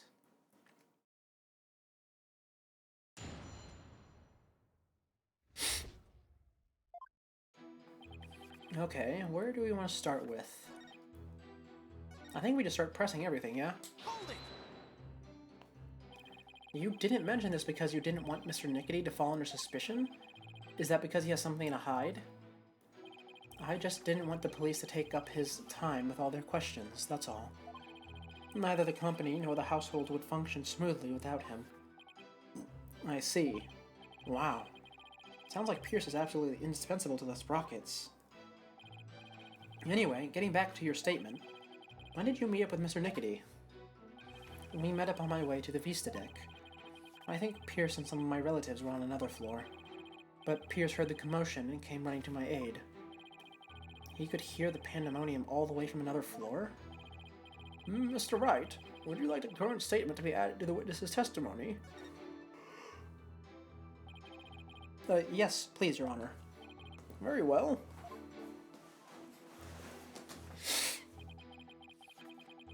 Pierce heard the commotion and he came running. You heard the commotion, huh? Interesting. Heard the commotion and came running, did he? Where did he come running from? Hold it! I mean, I know he's at another floor, but... Did Mr. Nickety come alone? I believe some of his subordinates were with him, but I don't remember exactly how many. He may say there were others, but seeing how they pulled that second reception off, I can't completely trust anything he has to say either. I see. So you, Mr. Nickety, and a few others headed to the Vista deck, is that right? That's right. Hold it! Your name doesn't appear on the hold entry record. Because you entered with Mr. Nickety using his keycard? That's right. So I guess the hold entry record doesn't matter as much as we thought. But now that Soren's saying he was with Pierce and a few others, it's pretty tough to refute that statement. What's the matter, Mr. Wright? Cat got your tongue? Did you finally realize there's no point in continuing this trial any longer? Of course not. I'll wipe that smug look off your face. Mr. Sprocket, please continue with your testimony.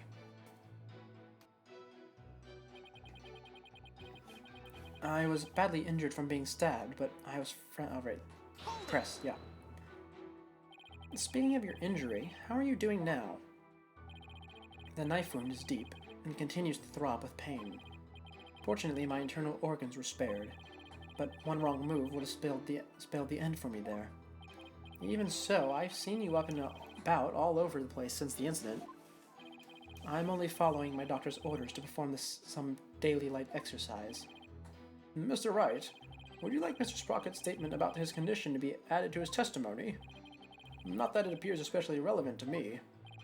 Oh, yes, please. He said he has a knife wound. That's weird. He has a candelabra wound.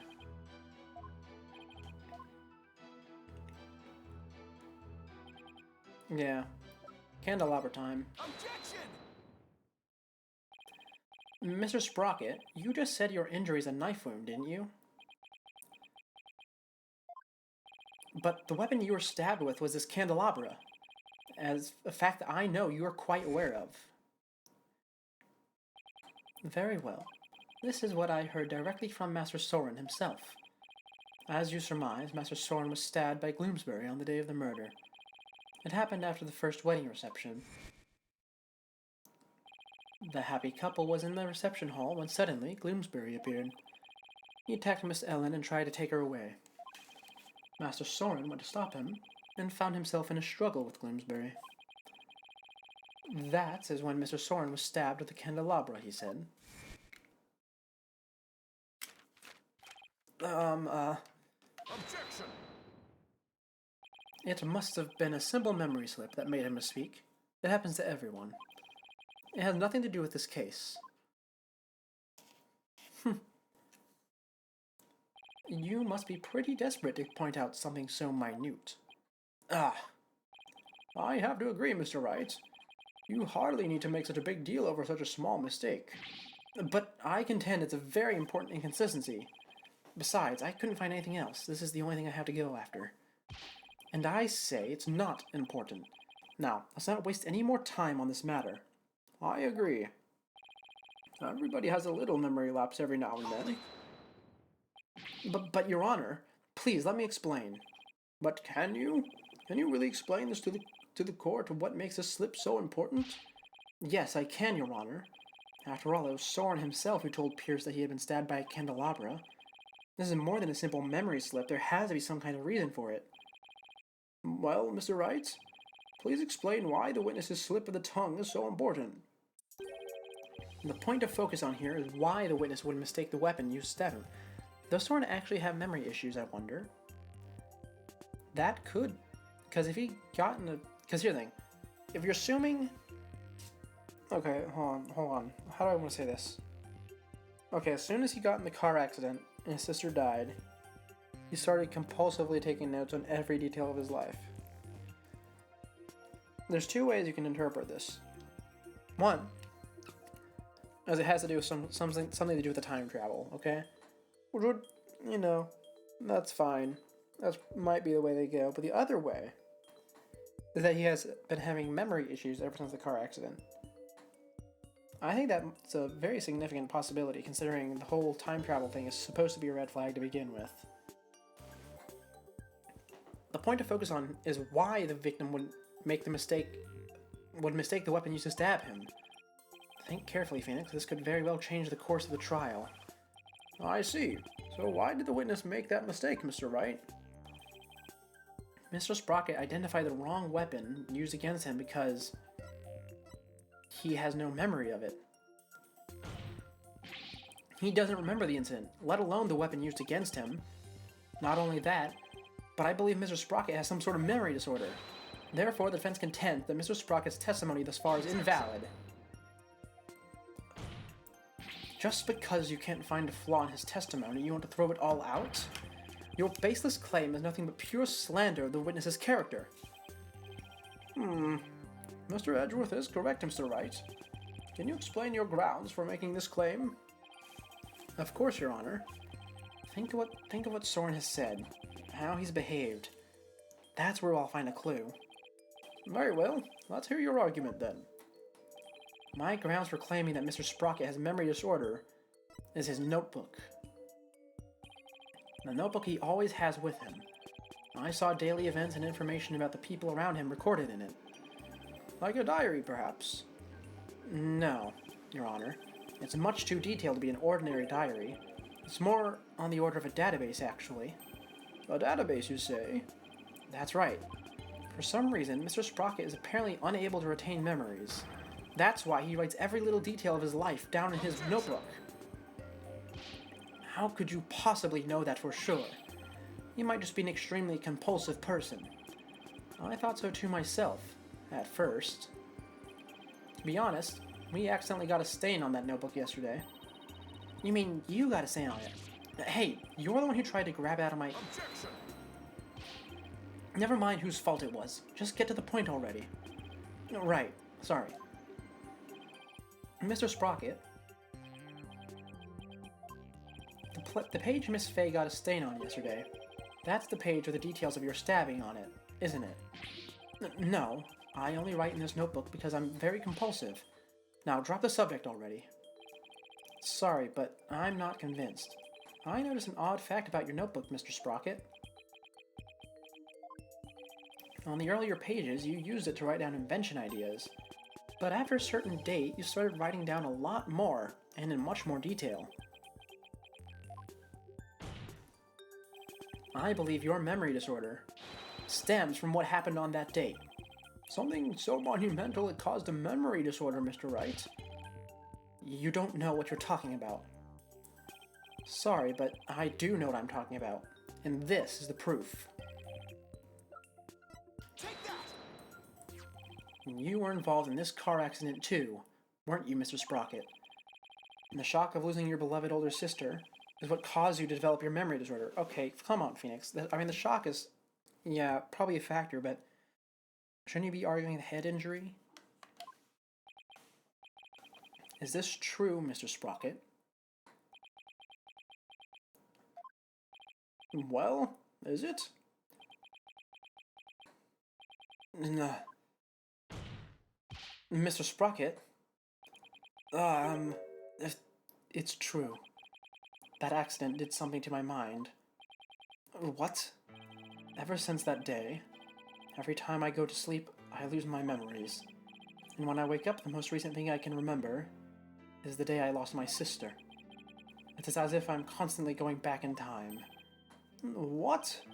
That's truly tragic. An inconsolable time traveler who goes back in time whenever he goes to sleep. Besides, time travelers do exist, you know. But you wouldn't understand. So, that's what Soren meant. He was talking about himself. The reactions of the people around me each time I woke made me aware of my condition. That's why I decided to write everything down in my notebook, so I could move forward. So, the only memories you have since that day are the ones written in that notebook? That's right. And since the page about your stabbing got stained, you couldn't read from it, could you? There's just one more thing I'd like you to clarify for me, Mr. Sprocket. Exactly what are your feelings towards the victim? Mr. Sprocket's feelings towards Dumas Gloomsbury? That's right, Your Honor. The witness said that every time he wakes up from sleep, his mind goes back to the day his sister died. Mr. Wright, you can't mean... Mr. Sprocket? Your pent-up feelings of anger and resentment towards Mr. Gloomsbury for the accident were renewed each and every time you woke, were they not? But you couldn't take it anymore, so you turned to murder. Isn't that right? What? Mr. Wright, are you saying that the witness murdered Mr. Gloomsbury for revenge? Well, Mr. Sprocket? Come on, Phoenix, why are you arguing this? I thought we had already determined that he wasn't that angry at him.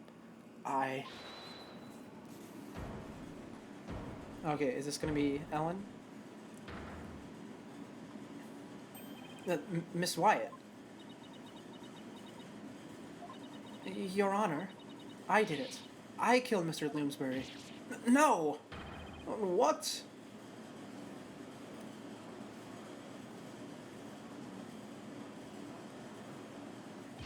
Miss Wyatt, what are you trying to do? Don't tell me you're still thinking of going that route. Soren is innocent. He can't be found guilty. Take me instead. Ellen, please, try and get a hold of yourself. I guess she really meant it. My Soren didn't do anything wrong. I'm the one who should be convicted.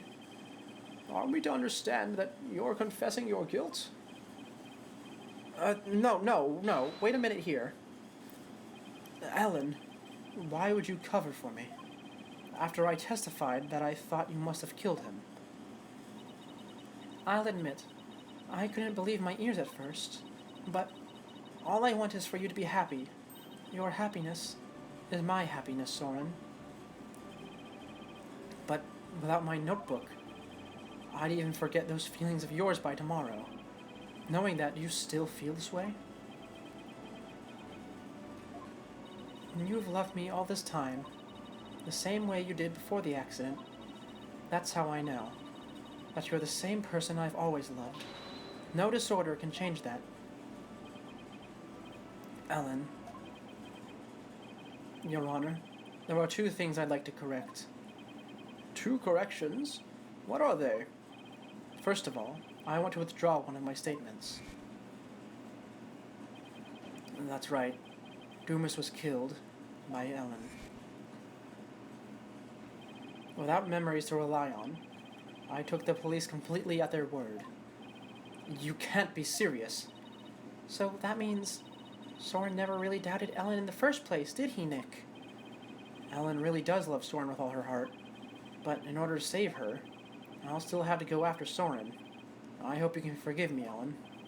And what is your other correction, Mr. Sprocket? And the truth is, I never felt anger or resentment towards Dumas about my sister. What? Why not? That's because the one who caused the car accident was me. What?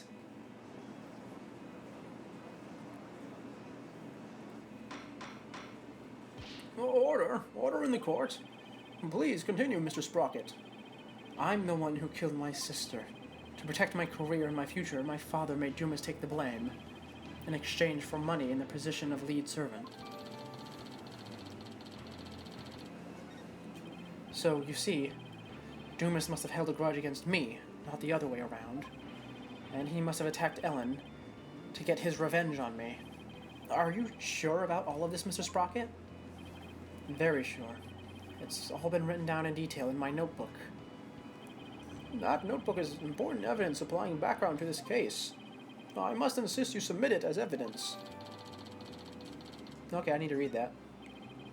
The lawyer said I had turned to murder, but that's just not true.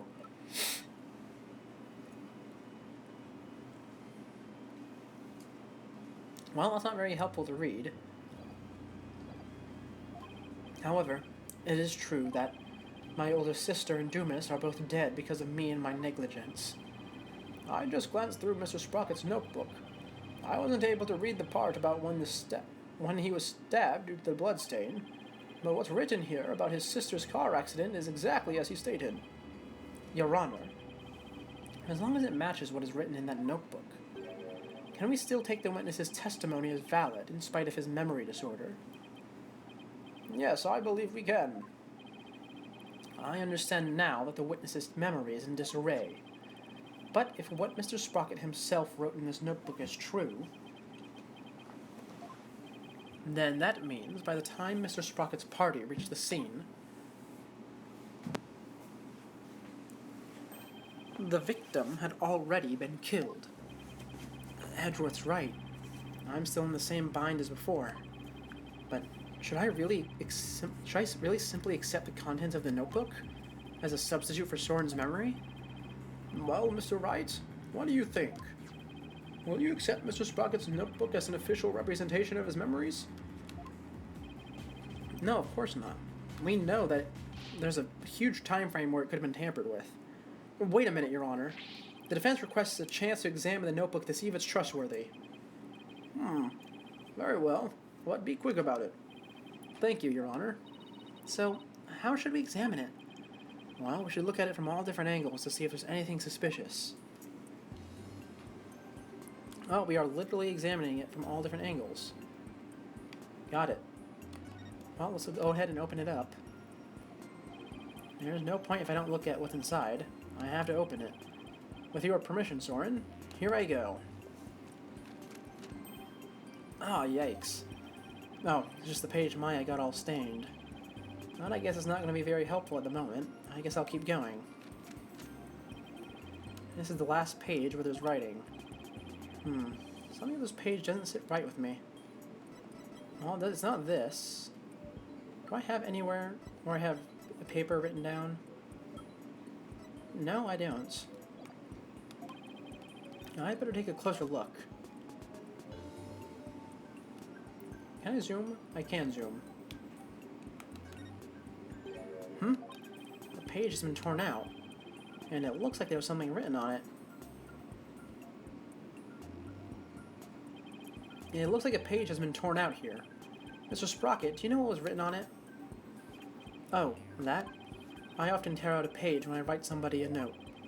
I probably wrote something down for somebody, tore it out, and gave it to them.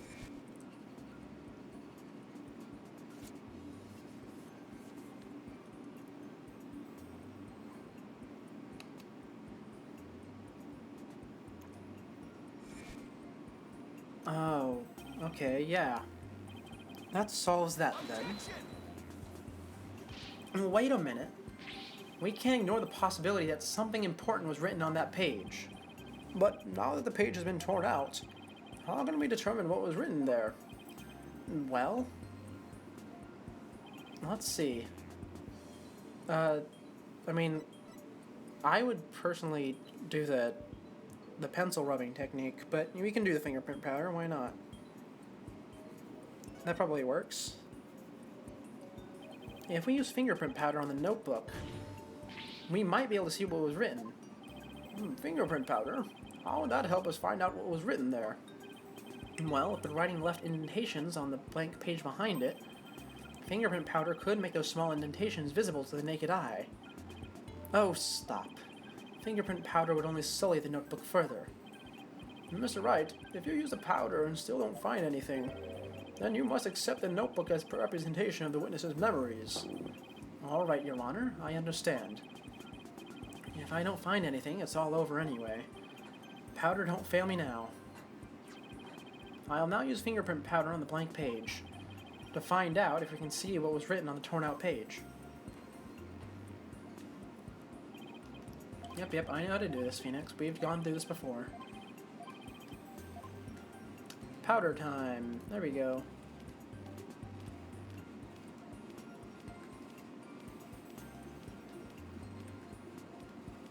Wow, they give you a lot of powder for this, huh? Oh, it's because we can do the whole page, I see. Well, here we do. We're doing the whole page.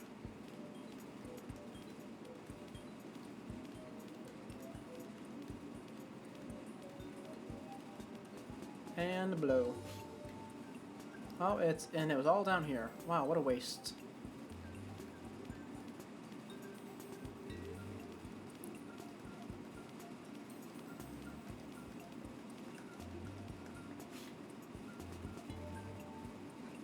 Okay, well, it says I struck and killed Dumas.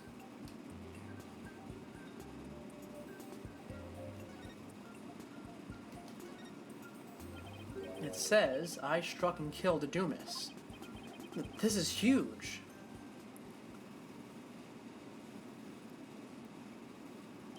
I struck and killed Dumas. That's what was written on the torn out page. What? It can't be. I don't believe it. There has to be some kind of mistake. Soren would never, could never. And she's gone. Miss Wyatt. Well, bailiff, please get the defendant to the infirmary at once.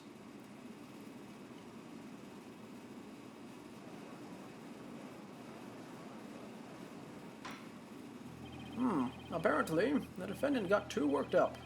She's resting in the infirmary as we speak. Now then, please continue, Mr. Wright. Yes, Your Honor. This notebook is all Mr. Sprocket has to remember things by. With this critical page torn out, not even Mr. Sprocket himself knew the truth of what he'd done. I'm the one who killed Dumas? So it wasn't Ellen? Oh, thank goodness. Mr. Sprocket, does this mean you were at the crime scene during the murder after all? I guess I must have been. But, Mr. Sprocket, can we really believe what's written in this notebook? Nobody touches this notebook but me. And when I sleep, it's under lock and key. I don't remember writing that I killed Dumas, but I guess I must have. Well, now that we have a confession, I'm afraid I must render my verdict. A vulva. Yes, Your Honor. Please give your ruling now, while Ellen is asleep. I want the woman I love to be set free as soon as possible. Soren really does love Ellen after all, doesn't he? Yeah. So, this is how it ends. But, is that how it really went down? Is there really no way for the both of them to be happy? I know we should consider anything written in the notebook to be truth, but still. I myself wrote of the crime in my notebook. No further proof is necessary. Soren himself wrote it in his notebook. Wait a minute. Very well. I will now give my verdict. Ellen is about to be found not guilty, and Soren will be convicted for the crime instead. And yet, am I really ready for the judge to give his ruling? No, not when there's still one more avenue left to be explored. This court finds the defendant, Ellen Wyatt. Your Honor, there's still something that bothers me about that notebook. Oh, is there? What are you doing, Mr. Wright? All you have to do is keep quiet, and your client's a free woman. I know, but I think there might be something more to this case than meets the eye. I'm not quite sure yet, but I think there still might be a way for Ellen and Soren to be happy. What do you mean by more than meets the eye, Mr. Wright? I believe the question here, Your Honor, should be, why was the incriminating page torn out in the first place? Why, to destroy the evidence, I imagine. But removing it from the notebook is the same as removing it from Mr. Sprocket's memory, which means he wouldn't have been able to trick the police if he came under suspicion. No, if he wanted to cover up his crime, he would have to remember that he had done it. Just what are you getting at with this line of inquiry, Mr. Wright? Yes, please explain it so that we can all understand. Yes, Your Honor. The page was torn out of the notebook because the incriminating page was torn out by somebody else. What?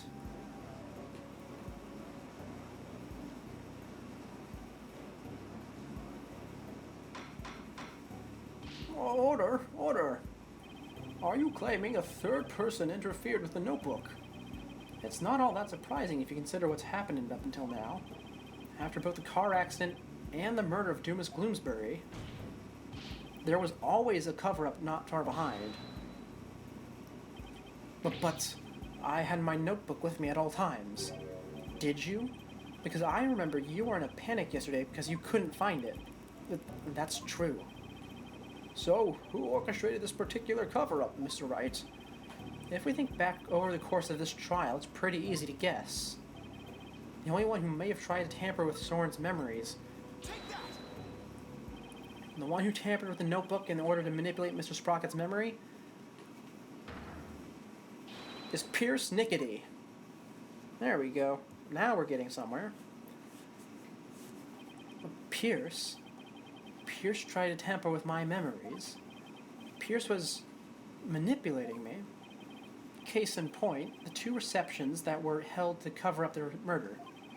It was Mr. Nickety who directed the guests and orchestrated the entire scheme. No, it can't be. Which of my memories are mine and which have been rewritten? When did he start rewriting my memories? Who wrote this? And this? And this? And this? And this? And this? And this? Ah! Oh. Oh, it's a jetpack. Oh, and there he goes. Hey, he literally took off. Ah. Oh, what?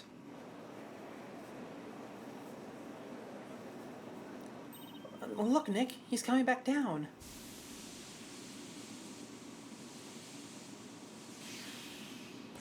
Is a little gauge seems to be at max still. My memories. Ellen. Mr. Sprocket? A bailiff, please get Mr. Sprocket to the infirmary. On the double.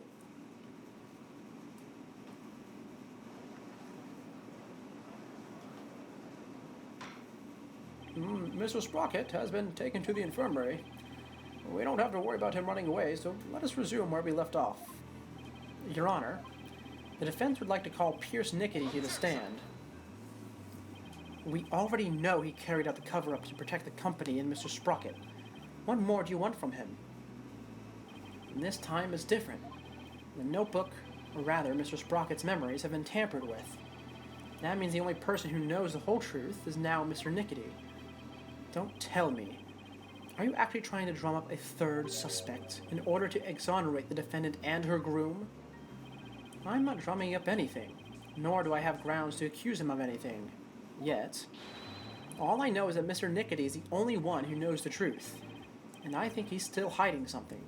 Something we don't know about yet.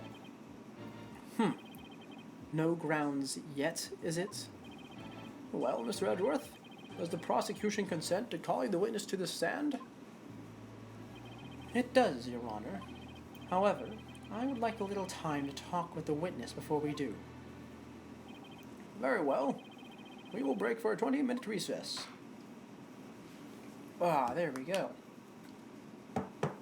And, I don't know. Oh, there's a whole to be continued here, really. I thought it would just, send us straight to the room. Well, we don't really need to sit here and do anything.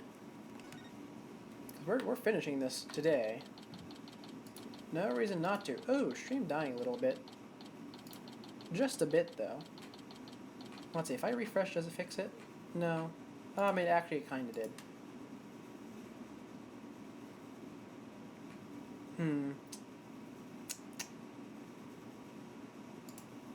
Okay, well. I think we're just going to have to deal with that, yeah? That is what I think.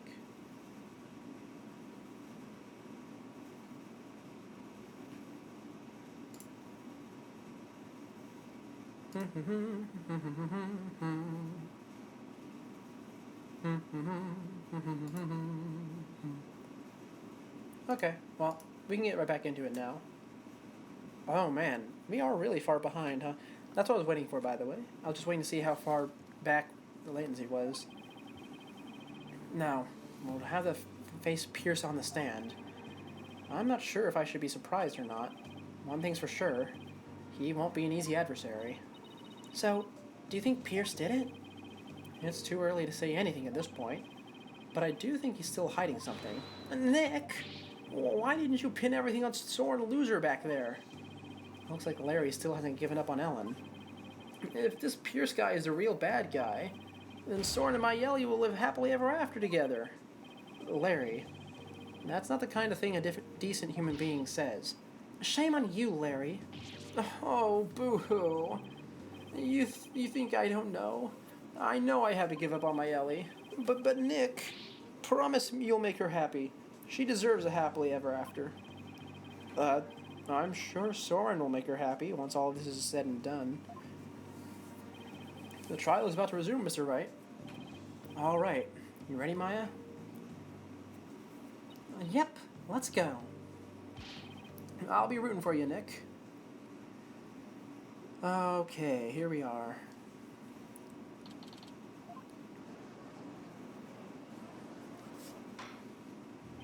This court is now back in session. Witness, please take the stand. Here we are, final witness. I wonder how long he will be able to drag this out. Please state your name and occupation. My name is Pierce Nickety. I am the Sprocket family butler. Well, let's get straight to the point, Mr. Nickety.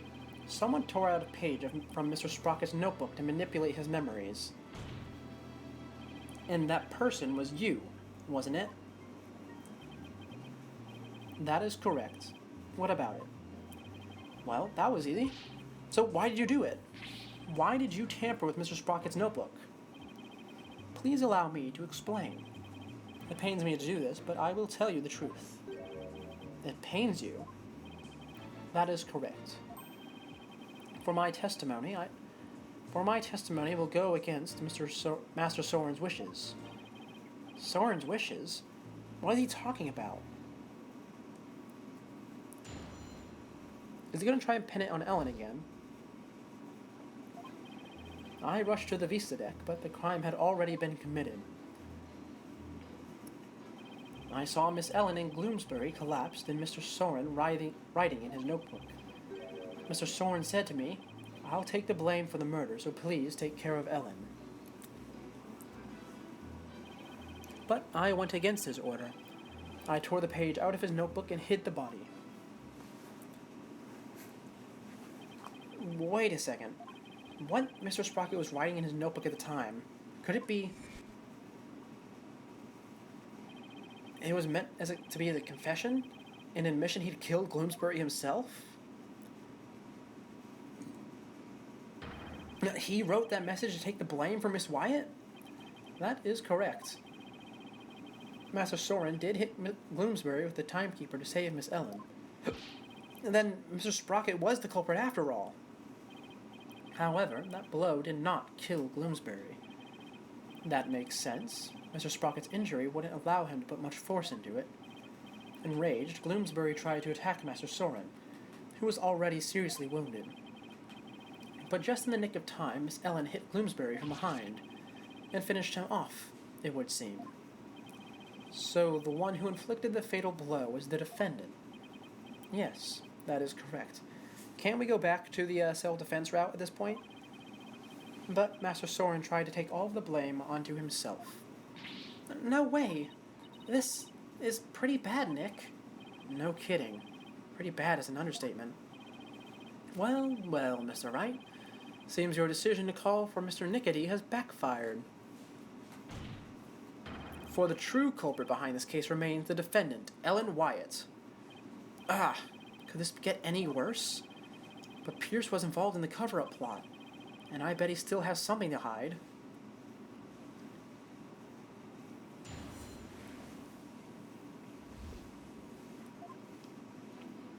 I rushed... Oh, right. So...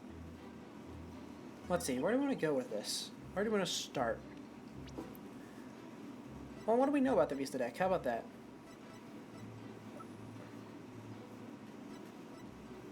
We don't know much, actually.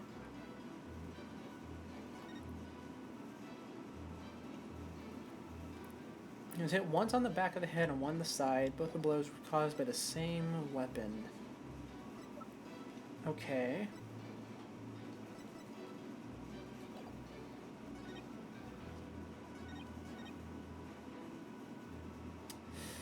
Okay. I think we just need to start pushing everything, or pressing.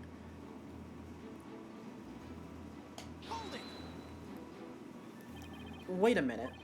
I thought you went to the Vista deck with Mr. Sprocket. Actually, that is not true. What? What do you mean? I found this out afterward, but Master Soren went to the Vista deck alone. He went out the escape hatch in the reception hall and went along the outside wall. What?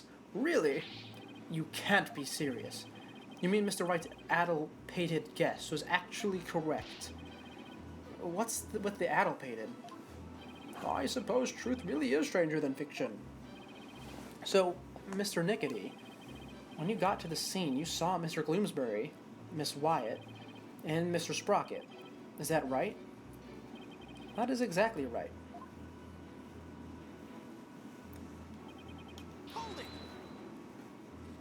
So, when you and your group arrived at the Vista deck, the murder had already been committed? That is correct. Gloomsbury had already been struck. Miss Ellen had lost consciousness, probably from the shock of the incident. And how did Mr. Sprocket appear? He was bleeding from the stab wound he'd received from Gloomsbury. Barely conscious, he was writing something in his notebook. So, the mysterious third person Ellen saw really was Soren then.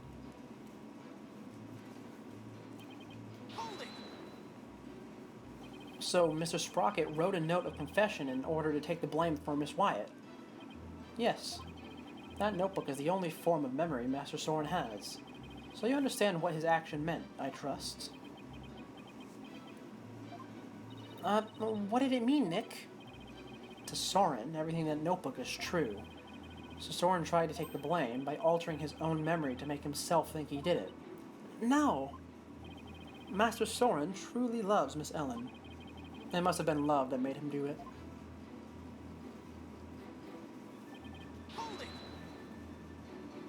Mr. Nickety, could you please tell this court about that in more detail? That, you say? Which part do you mean, Mr. Wright? Could you be more specific? Oh, alright. What part do I want to know more about? Tell me about hiding the body, why don't you? Please tell me more about hiding the body. Very well.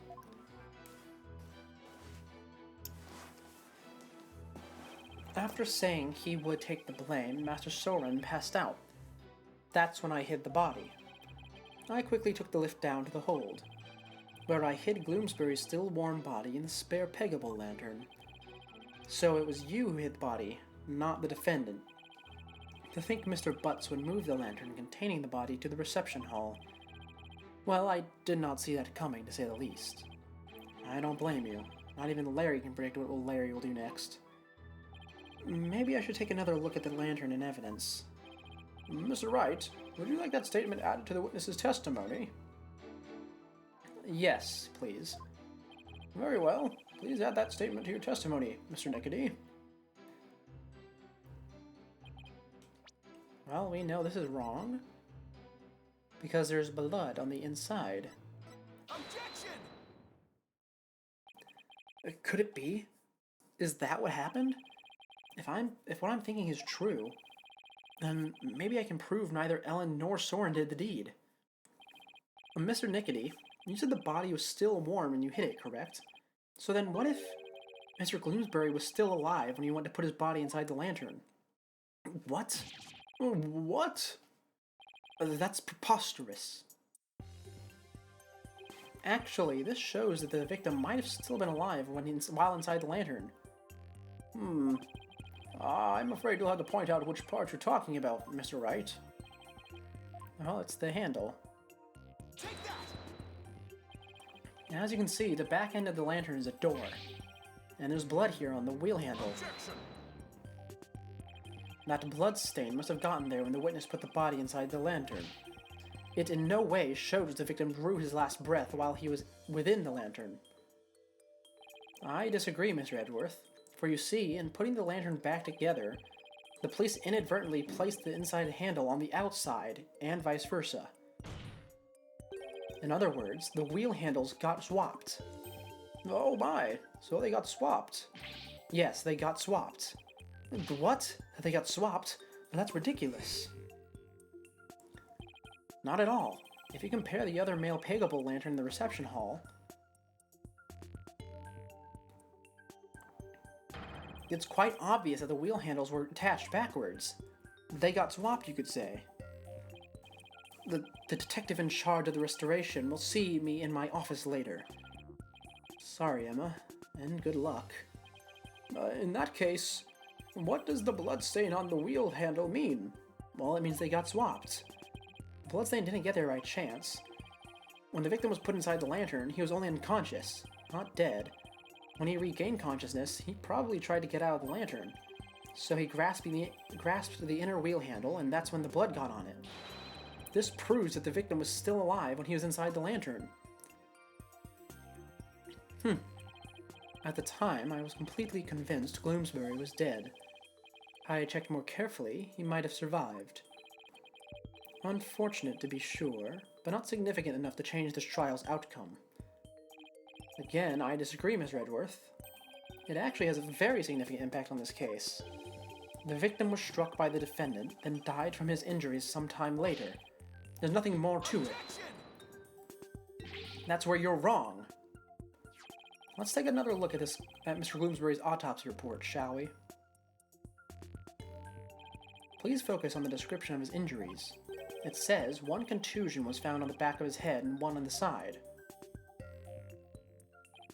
Yes, the one Mr. Sprocket gave him and the one Mr. Wyatt delivered to finish him off. No, the defense would like to submit a different interpretation. A different interpretation, you say? The victim was knocked unconscious by the first blow and then was put into the lantern. Then what about the lethal blow by the defendant that the witness talked about? Yes, well, that didn't happen. After some time, when the victim regained consciousness and tried to get out of the lantern, that's when he received the second blow that finished him off. Taking into account the fact that the victim was alive for a period after the first hit, and that he did receive a second blow to the head, it does seem entirely possible.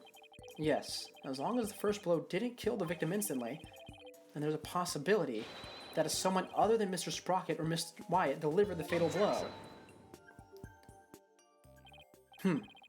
That's all you've got? Even if there was a time lag between the two blows, the prosecution's position doesn't change. What? What do you mean? It's elementary, Mr. Wright.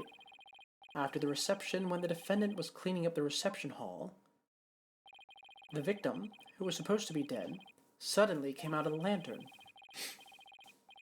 The defendant grabbed the murder weapon, which was right there, and finished him off. That theory sounds awfully familiar. Of course it does, Your Honor, because it's exactly what I proposed at the very start. The second blow was inflicted by the defendant after all. Why is there no music? Come on, guys. Ah, I see. It seems a tangle of mysteries has unraveled into a single thread. But as long as there is a possibility that the fatal blow was delivered by a third person, then we must continue the deliberations. Give it up, Mr. Wright. Unless you have something to prove the presence of your precious third person. Okay, Nick, just relax. You can do this. Come on now, take some deep breaths. Good idea. Deep breaths. Deep breaths. There. Don't you feel better already? Maya's right. I should calm down, get my focus back, and go over everything again. Then, hopefully, I'll be able to find something to prove that there was a third person. Let's see. Why did Gloomsbury attack Ellen? Because he was tired of taking the blame for the accident? But something about that line of reasoning just doesn't feel quite right to me. No? How come? Well, if it's just a personal vendetta, he had already stabbed Soren, so why then was he so determined to go after Ellen? You're right. The whole thing feels too premeditated for a crime of passion. But Gloomsbury didn't seem to have a personal grudge against Ellen. If Gloomsbury didn't have a personal reason to attack Ellen, then... You've taken long enough, Mr. Wright. Now, it's time for some action. What proof do you have that a third person was involved? Alright, I'll show you. I'm not completely sure of what I'm doing yet, but it looks like I'm out of time. This piece of evidence proves the involvement of a third person. What do we go with, actually? I mean, it could be the note, because it was written by a right-handed person. And we're taking that as fact.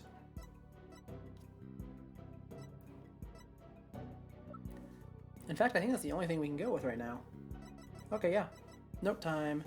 Take that! I get it now. Now I see why this note bothered me so much when I first saw it. It looks like the note outlining the murder plot. That note was apparently written by the victim, but why would he feel the need to write instructions to himself like this? Your Honor, please take a look at this note. This is the victim's murder plan, right?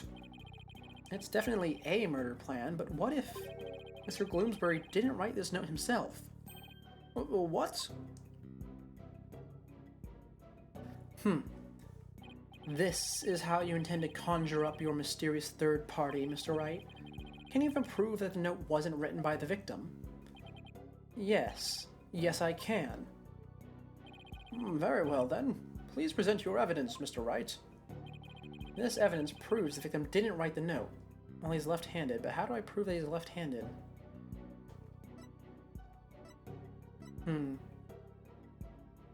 There we go. The candelabra. Take that!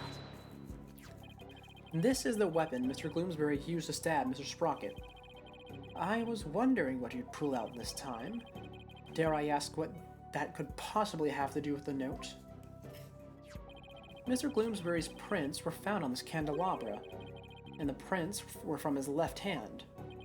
So, that makes the victim left-handed, correct? Exactly, Your Honor. The police looked into it too and confirmed as much. Now, take a look at this smudged writing in the note. Notice how the smudging only starts from the middle of each preceding line. Had this been written by a lefty, the writing would have been smudged from the far left end. This means that whoever wrote this note was definitely right-handed. In other words, somebody other than the victim wrote this note. What? But if someone other than Mr. Gloomsbury wrote it, then what does this note mean? Mr. Gloomsbury followed this note to the letter when he attacked Miss Wyatt. So clearly this note isn't a murder plan written by Mr. Gloomsbury, but rather, these are instructions to kill Miss Wyatt, issued by someone else. If it wasn't the victim who wrote these so-called instructions, then who wrote it? Most of the people involved are right-handed, you know. He is correct. The majority of the family and their employees who are on the airship are indeed right-handed. I must say, this is a very rough and slipshod conjecture you have proposed. Well, I admit I haven't figured out who wrote it just yet. I'll leave it to Mr. Edgeworth to go for the jugular. The culprit who ordered Gloomsbury to attack Ellen. What could their motive have been? It doesn't seem very likely that Ellen did anything to incur anybody's wrath, right? Right. Not too likely anyway. In that case, it has to be about Soren. And if somebody were to hold a grudge against Soren, what could it be about? That accident, I guess. I can understand if Gloomsbury felt resentful about having to take the blame. But the one who lost the most to that accident was Soren's sister. She lost her life, after all. Soren suffered too, of course. He was crushed by losing someone so precious to him. Somebody precious, huh? Soren's sister. Wait, there's one more person. There's someone else who must have held a grudge against Soren. Did you figure something out? I think so. I think that somebody else used Gloomsbury to try and get revenge against Soren. Did you say somebody tried to get revenge against Mr. Sprocket, Mr. Wright? The person who manipulated and used Mr. Gloomsbury was... Still, the person who used Mr. Gloomsbury to try and get revenge on Mr. Sprocket, and then finished Mr. Gloomsbury off to silence him, was a man dear to Mr. Sprocket's older sister, Selina Sprocket's fiancé. Not that I'm positive, but it's certainly possible. His fiancé could have made Gloomsbury attack Ellen to get his revenge on Soren. What? Her fiancé?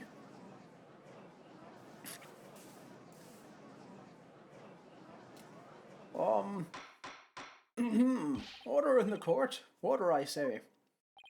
Yes, it does seem quite believable that Miss Selina Sprocket's fiancé would bear a grudge against Mr. Sprocket for his role in the accident. Exactly, Your Honor. Maybe her fiancé was trying to murder Miss Wyatt in order to make Mr. Sprocket experience the same pain he'd felt. Miss Sprocket's fiancé was a surgeon, if memory serves, but the only people who attended the reception were family and staff members. That may be, but then that just means that Miss Sprocket's fiancé must have been among those who attended. What? Really? Of course. Otherwise, how could he have killed Mr. Gloomsbury? Oh, I see what you're doing. This is just another giant bluff, isn't it? All right, I'll bite. Who exactly do you claim this fiancé to be? Yes, I would like to know as well. Are you sure you're going to be okay, Nick? Maybe. When it comes to suspicious people, there's only one person on my list. I need to find something that connects him to Selina. This will help us identify Miss Sprocket's fiancé. Take that! Please take a look at this photo, Your Honor. That photo. Notice Miss Sprocket's pocket watch. Haven't we seen this somewhere before? Yes, now that you mention it, I do feel as if I've seen it somewhere before. I believe we've all seen it, right here in this very courtroom. Ah, impossible. That's right. The pocket watch in this photo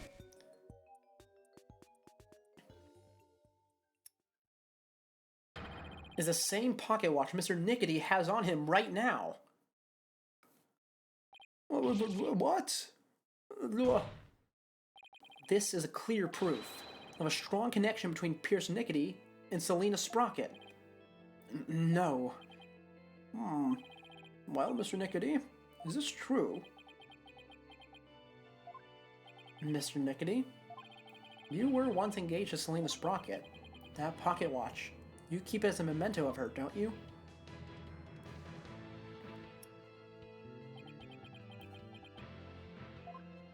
Man, the music is very quiet in this game. You know, I've talked about this before, but they really needed to do better with the music in this game, because even though the tracks are great, not only do they sparsely use them, leaving us in silence all the time, but they also are so quiet. I have music at max volume and sound effects at half, and it's still like this. Anyway, Mr. Nickety, you plan to rob Mr. Sprocket of his loved one, to make him feel the same pain as you. Isn't that right? But Mr. Sprocket managed to fight back and knocked Mr. Gloomsbury unconscious. You thought Mr. Gloomsbury was dead and hid his body in the lantern. But then you noticed Mr. Gloomsbury regained consciousness, and you finished him off to prevent your plan from being exposed. This is the defense's take on what really happened in this murder case. Mr. Wright, does this mean you wish to officially accuse the witness of the murder of Dumas Gloomsbury? Okay, what could he fight back with? Of course I accuse him, yes. Don't even bother asking. The defense indicts Mr. Pierce Nickety on the charge of murdering Dumas Gloomsbury. Oh my. Mr. Nickety, would you care to respond? Yes, I really don't know how you can fight back against this. Please tell me.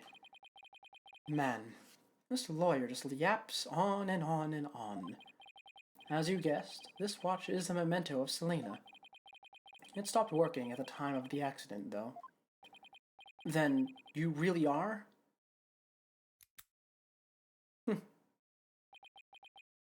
Yes, I was Selena's fiancé.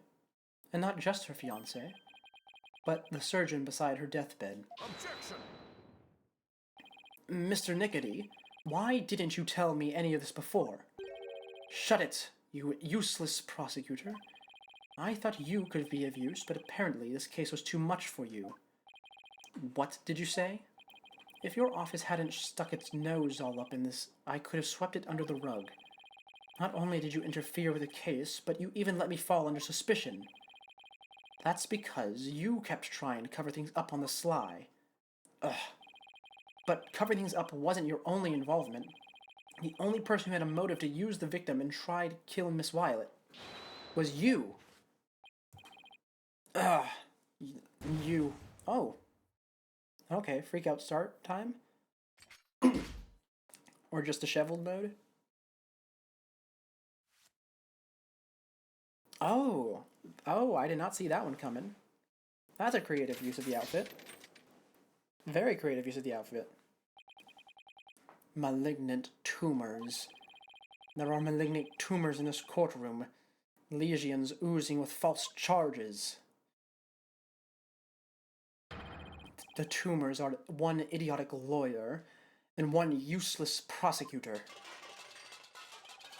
After the truth is revealed, I'll have the both of you incised from the legal world. I don't think that's really going to work on either of them, actually. I'd like to see you try. Oh. Hey, look at that. We've been going so long that my controller's died.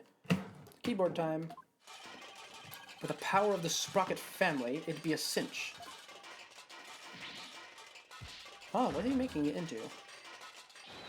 I will now begin the operation. What in the world happened to Mr. Nickety? His voice completely changed, and so did his mannerisms. Well, it looks like he's finally showing his true colors, and also the guy voicing them kind of forgot what he was before. Nick, look what he did to that shoulder, Mick. Quit your yapping before I suture your chatty lips shut. It's like he's a completely different person. Sure looks like it, huh? We can't let our guards down. Mr. Nickety, it's finally time for you to testify to the truth. It seems we're entering the final act at last. Witness, your testimony, please.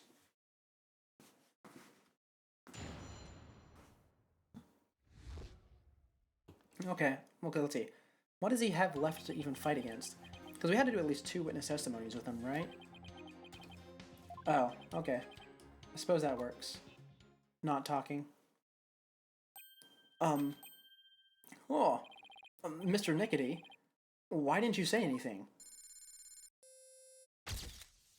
Oh, is it a camera now? Ah! He just took a picture of me. Or something. Oh. You want me to voluntarily testify, hoping I would make a slip of the tongue. Not a very impressive plan, or brain, I might add. How do you get a side profile of me? Ow, that was uncalled for. If you want to know something, you ask the question. I will answer, but I have no intention of making any voluntary statements of my own. What's he trying to do, Nick? He's using the silent treatment as a strategy to avoid getting tripped up. Clever guy. No more lies, Mr. Nickety. You will tell us nothing but the truth from now on. Oh, are we getting an Edgeworth X-ray now? What do you think you're doing? Oh, chest, okay. No one asked you to speak. Just keep quiet over there and play with your frills. How dare you?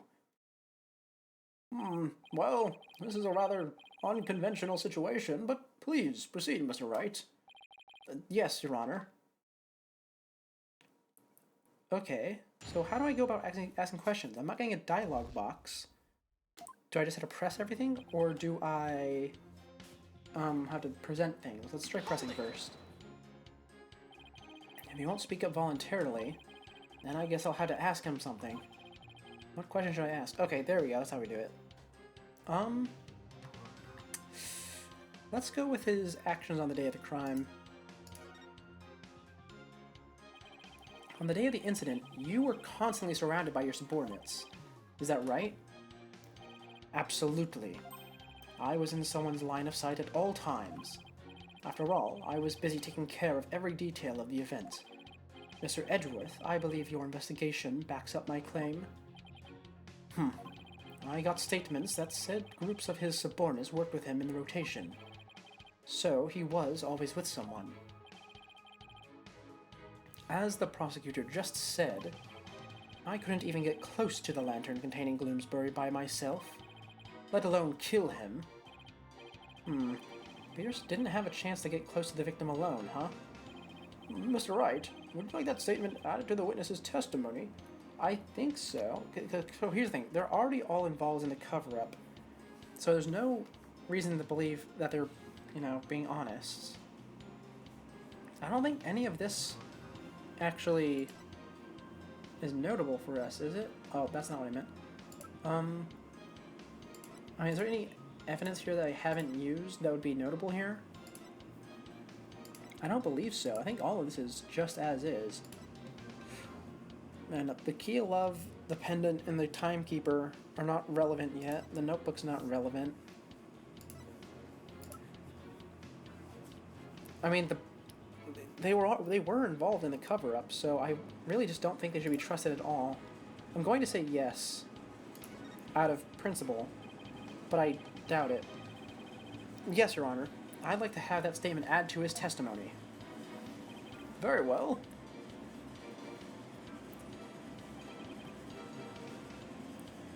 Well, you don't need to be alone, so I'm not going to press that anyway. So, you were always in someone's line of sight? I was surrounded by family members and staff as we prepared the reception. During the reception, I was stationed behind the sweetheart table. That's how he did it. The fog. Oh, man, thank you for showing me this image, game. That was actually very helpful. During the reception, I was stationed behind the sweetheart table to attend to the couple. When could I possibly have committed the murder? I'm not buying it. If Pierce is the true killer, then there must have been some time when he was out of everyone's sight. Well, what do you think, Mr. Nick? Is there a chance for us here? Well, as long as we have some kind of testimony from him, there has to be. I'll just have to compare his testimony against the evidence and find an inconsistency, right? Exactly. This is it. I have to do this right. Wait, actually, is it the fog? I just sort of jumped on that because I saw the image. But we can double check. Because when would he be alone? Let me look at this. So he's presumably in the hall, and Soren goes out the emergency exit to go to the Vista deck. So then our guy goes through here, down the lift, to the hold, up. And he's with people that entire time, according to witness testimony. Then he goes down and he hides the body. And he was with someone during that per witness testimony. And the body didn't move from there until Larry gets out and moves it. Which means the only way that would work is if someone was lying and he did go down there alone, which we don't have anything to prove. So we're just going to press again and see what the other statements are. Let's see. In that case, let's go ahead for, I don't know, the grudge. The grudge and the reason for killing them really don't seem that important. We can do them anyway. Isn't it true that when Mr. Gloomsbury regained consciousness inside the lantern, you murdered him in order to silence him? He was an excellent employee and very loyal to me. Gloomsbury was my right-hand man. I'd suffer the most from losing him. You really think I'd kill a guy like that? That would make sense only if you were innocent. But since your goal was revenge, you don't really have to care about something like that. But I am innocent, I tell you. Don't try to force your conjectures onto me. I guess without decisive evidence, I can't pursue this line of questioning any further. Mr. Wright, you like your statement? Yes, add it. Just go ahead. We know this. It's the same copy-paste dialogue every time. I want to see exactly what that statement is. Gloomsbury was your right-hand man and you suffer most from losing him. You know, I believe that. Let's do this last press. See what we get.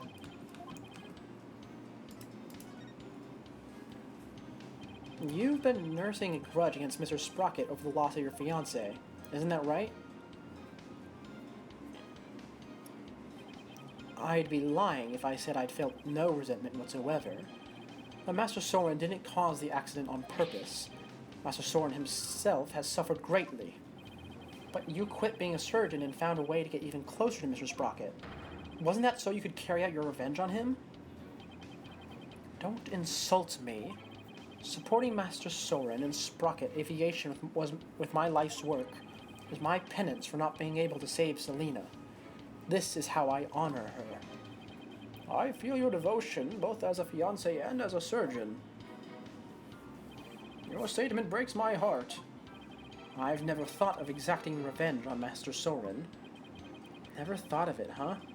I guess I should probably take that with a pound of salt. Yes, add to this testimony. Now, I must say, this guy he's real wicked.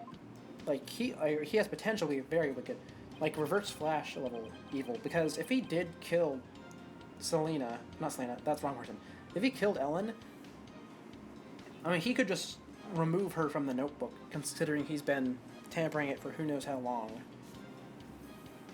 And then just completely erase her from Soren's memory, which would be very evil. And something that I definitely believe he would do. But this statement right here that we just got, that seems important. You've never thought of exacting revenge on Soren, have you? Well, what about this note? We could try presenting that. Let's see. Yeah, that's not important. That's not it right now. That's not it. Mm-hmm. Right now, the note seems to be the only thing of notes. No pun intended.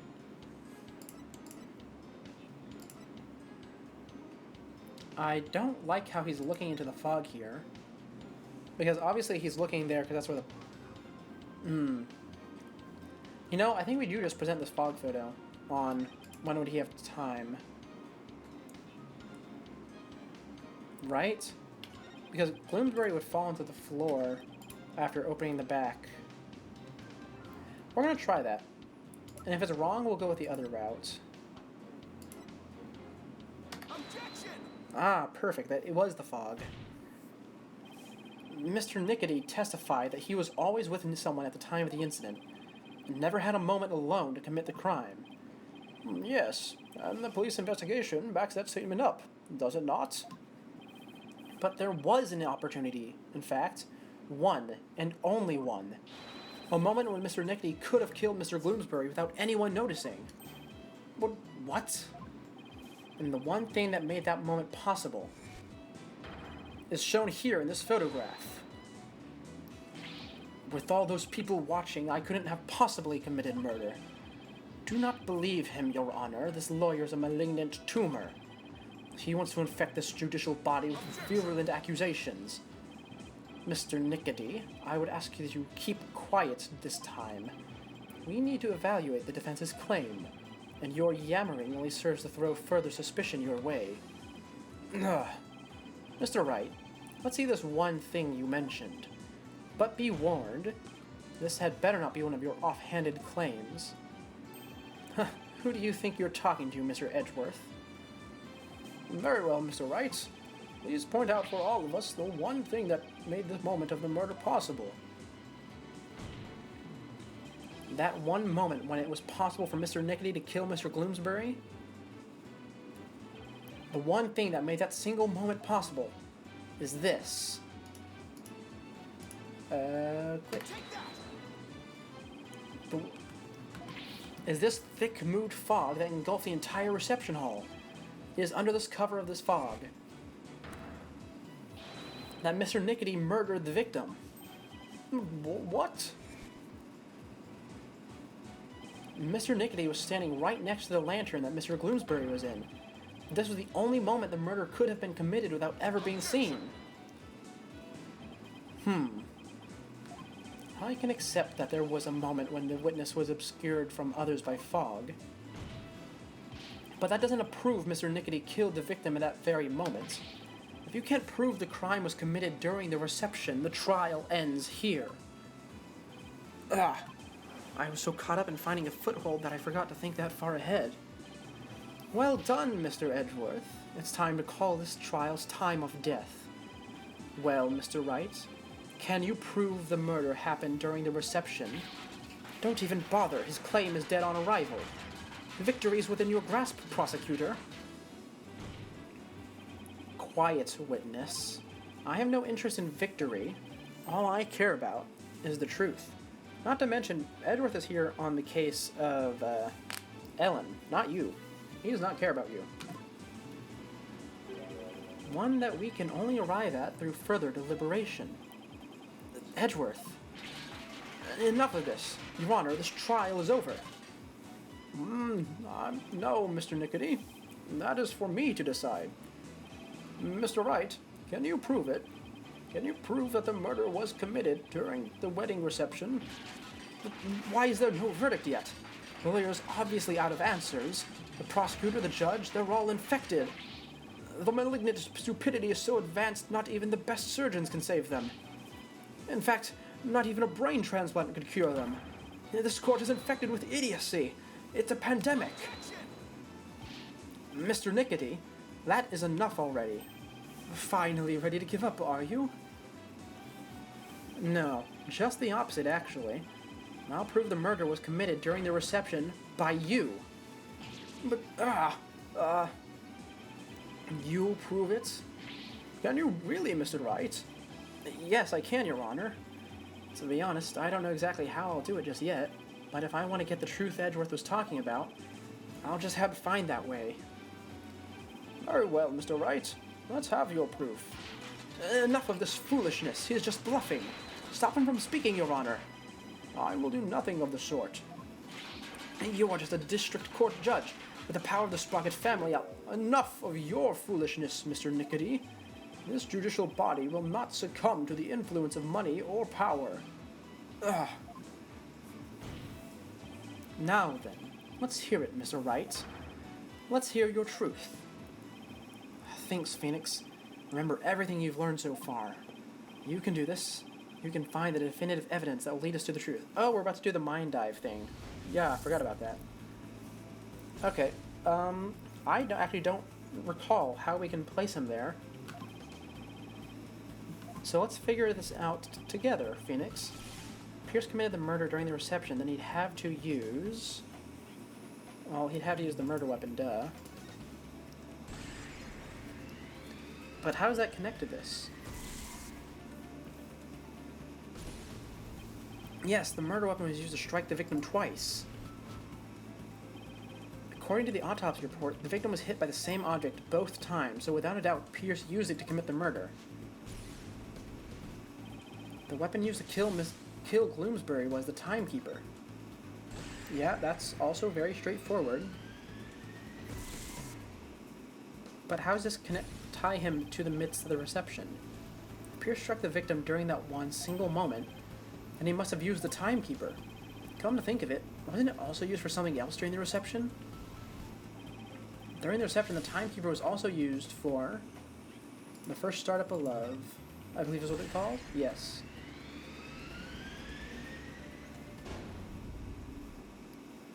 Oh. How does that tie him to the middle of the reception?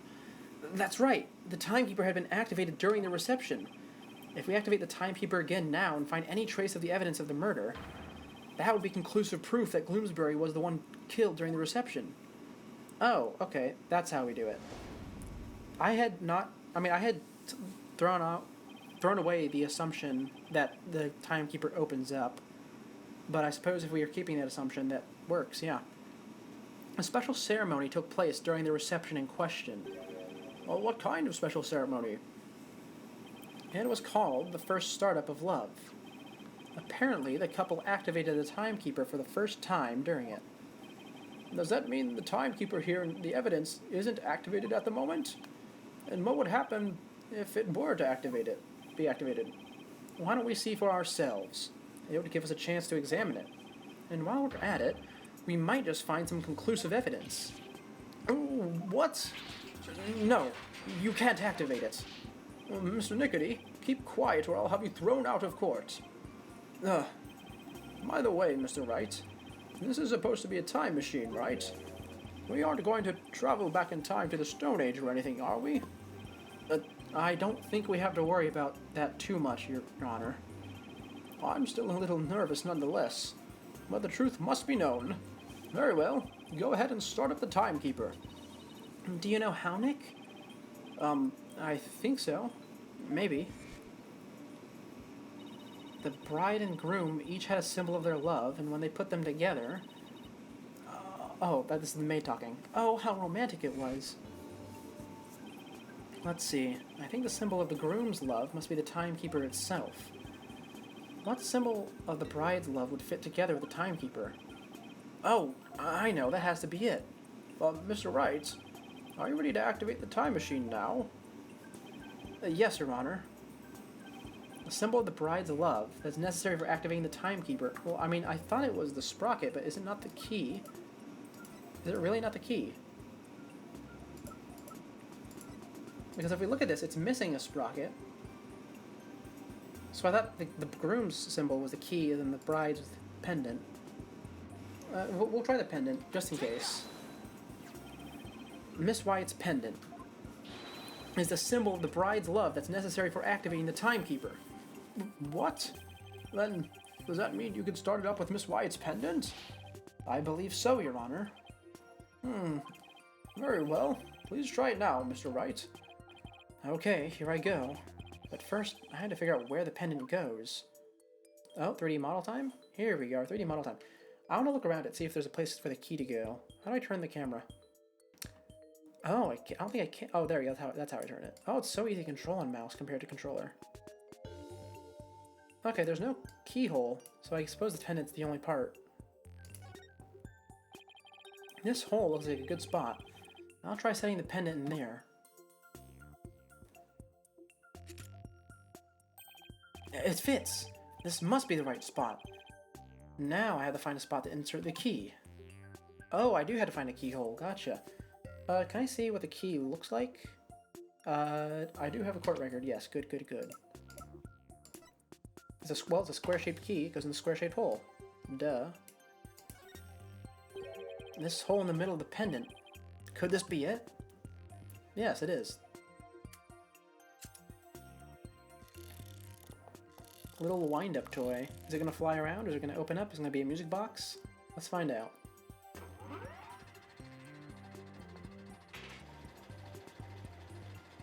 Oh, there's our evidence. It worked! The timekeeper's been activated. Now all I have to do is find the proof the crime was committed during the reception. Okay, come on, Phoenix. Don't make me click the bloodstain. You can see it. I think I found it. Conclusive evidence that the murder was committed during the wedding reception. Anyway, that's cute. A way for him to remember that he's married. Just as I suspected, there's evidence of the murder inside the timekeeper, Mr. Nickety. The timekeeper was only activated and open during the wedding reception, right? No! Stop! Stop it! So, that means this is a conclusive proof the crime was committed during the reception. Gah! After you killed the victim under the cover of fog, you closed the timekeeper to hide the bloodstain, didn't you? No, you're wrong. Ellen killed my Bloomsbury. It wasn't me, I tell you. Give it up, Mr. Nickety. How could the defendant, who was in the middle of pledging her love, have possibly committed the murder with everyone watching her? It was the family, yes. All the family members conspired together to kill him.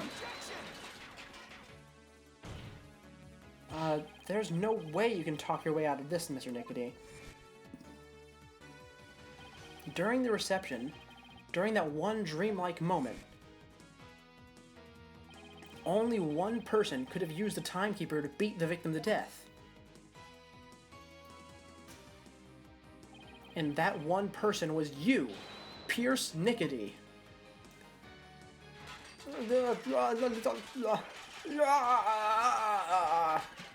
Ah, there it is. Ah! The scream we were waiting for. Oh, okay. No. This isn't over yet. I won't give up. Oh no! I cut the artery! This stupid thing. We must stop the bleeding now. Give me forceps. Forceps, I said. Hey, where is everyone? Fine. I'll manage this alone. I'll do it all by myself. I can fix anything, repair anything, so you have to get better. You have to live. You must. I would have been able to save her. If only I hadn't listened to her. If only I had treated her first. If only that Soren hadn't been there. Ah! Selina. No.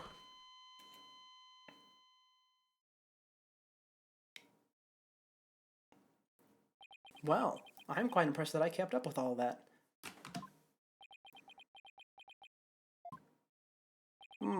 Witness, are you finally ready to tell us the truth? It's just as the lawyer deduced. So, it was all a revenge scheme against Soren Sprocket? Do you have any idea how hard it is to lose someone you love, right in front of you? Selina's condition was clearly more critical than Soren's, but in spite of that, she said, "Please, help Soren." Miss Sprocket's last words. So, that's what she really meant by those words, huh? I was able to grant her wish, but at the price of her life. So, you got a job with Sprocket Aviation and waited for your chance to get revenge. You got close to Mr. Gloomsbury and hatched this plot. Is that right? Gloomsbury already bore a grudge against Soren, so when I tempted him with an even better position, he immediately took the bait. He was your accomplice, someone who shared the same goal as you. Why was it necessary for you to kill him? I didn't expect Soren to strike Gloomsbury out of the Vista deck. And I certainly never imagined he'd make his way there along the outside wall. Soren's love is a real deal after all. My plan had been compromised, so for the time being I hid his body in the lantern, and tried to think of my next move. And then Mr. Gloomsbury came out too during the second wedding reception. As soon as I saw Gloomsbury, I instantly hit upon the idea to pin the blame of Gloomsbury's murder on Ellen. You tried to break up the couple by making the bride out to be a murderer. How despicable! Soren was getting the company in a wedding. Both things that were supposed to be Selena's. He took every happiness from her. Who's the despicable one here? Do you think what you did would make her happy? I know it wouldn't. But I couldn't just stand by watching Soren enjoy his happiness. I was going to have Soren taste the same pain I had, and then take over Sprocket Aviation. I would take back from him all the happiness that was rightfully Selena's. The time stopped for me the day I lost her. Just like this pocket watch of hers. But Pierce... Miss Wyatt, I believe Selena would have said, "Leave this ill will behind. Your time is yours to live." It's too late for me. Time will never advance for me ever again. What? It can't be. Huh. I see now, Selena. What I did was wrong.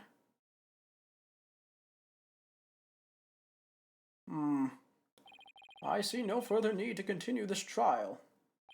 Bailiff, please take Mr. Nickety away. Pierce Nickety, another inconsolable time traveler, who lived in time that stood still.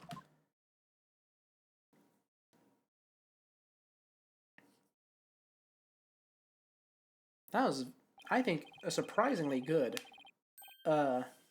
antagonist, actually. Yeah, he was a very obvious one, but very well written, I'd say. Now then, I must render my verdict regarding the defendant. Your Honor, before you give your ruling, would you please allow me a moment? Okay, what do you have to say, Soren? Very well. Ellen, there's something I need to say to you. Yes, Soren? I've put you through something truly horrible. This whole thing happened all because of me. I would understand if you wanted to call off our marriage. What? But no! Oh. Of course not. I've never once thought of that. If you stay with me, you only face even more trying times in the future. What do you mean? The truth of this incident and the car accident before it, I'm going to tell the public everything.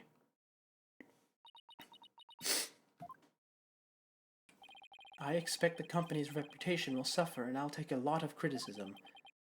But I feel I can only really start over once I get everything out in the open.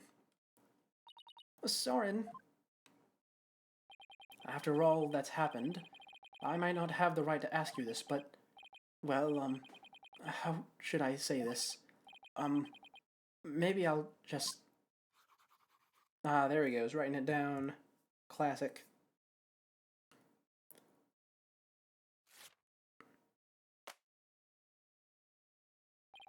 Life with me probably won't be very easy, but...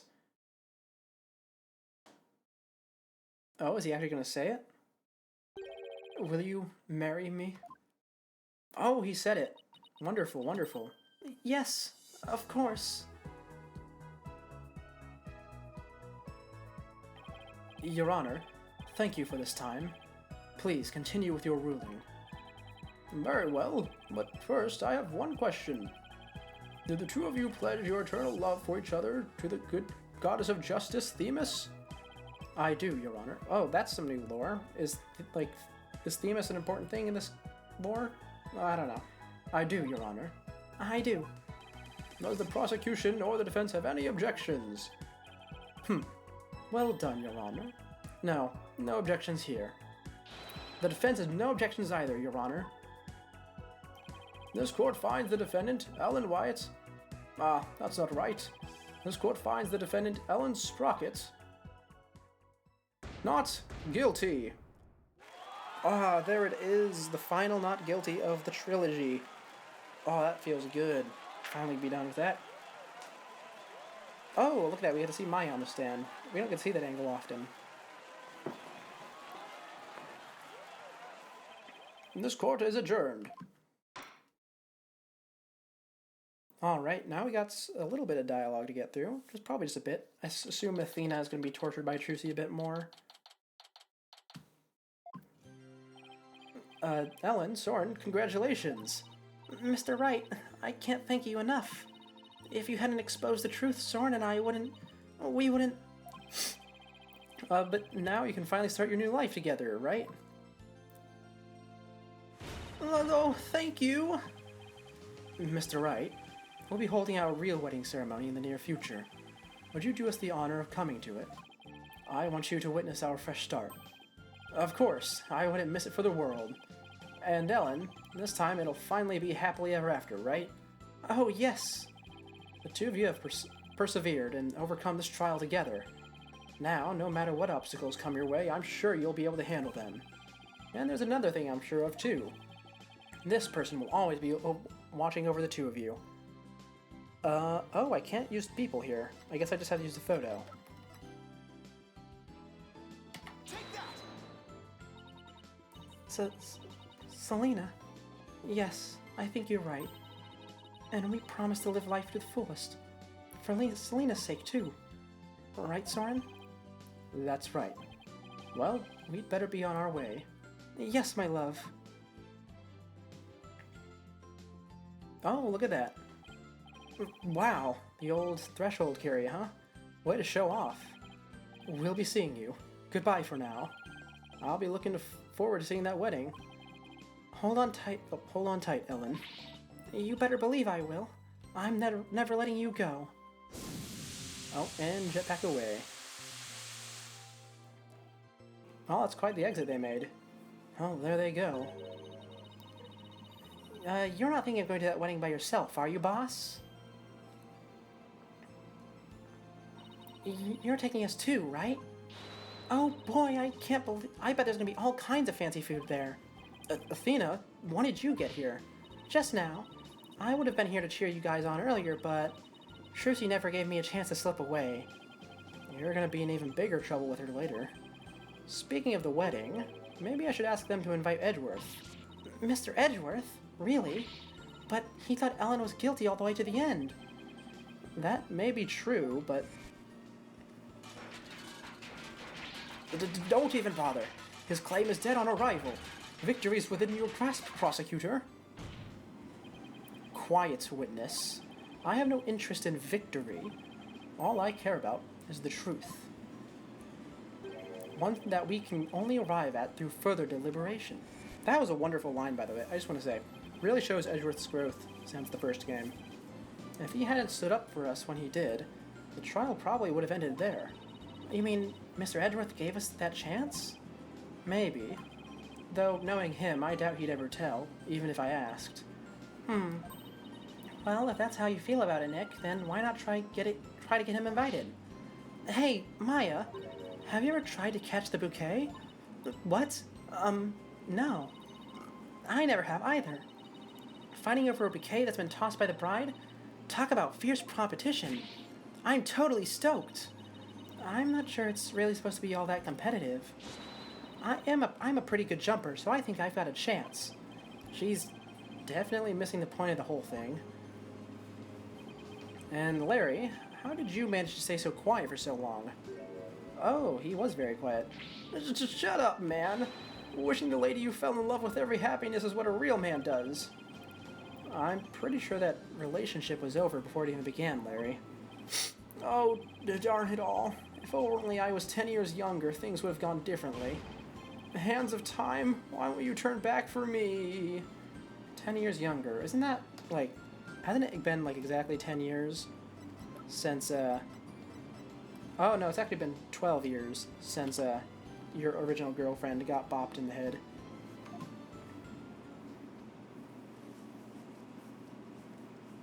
Well, you know, you surprisingly got a lot of girlfriends back then, so if it was 10 years ago, you probably would have succeeded somehow.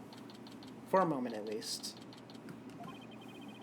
Today is Ellen and Soren's third wedding ceremony and reception. I heard the bride and groom insisted it be on the Flying Chapel again. In the end, they were nice enough to invite me and Maya, and Athena kind of invited herself. They also invited Edgeworth, Emma, and even Larry. I say third time's a charm, right? I really do hope it's happily ever after for them at this time around. Still, I get the feeling it's going to be one rowdy party. Oh, is this going to be is it going to be animated cutscene or CG? You are. Animated cutscene. Okay. Here we go. What did Emma look like? I saw her glasses. Oh, there. Yeah, that's a nice outfit. Oh, they don't have quite enough money to animate it all. Oh, and Larry won. Oh, never mind. Poor Larry. Haven't you ever heard of Lady I'm surprised Trucy didn't show up, I must say. Truly blessed to have you. But it is a sweet little cutscene. Better than the previous bonus trial, which was the aquarium one.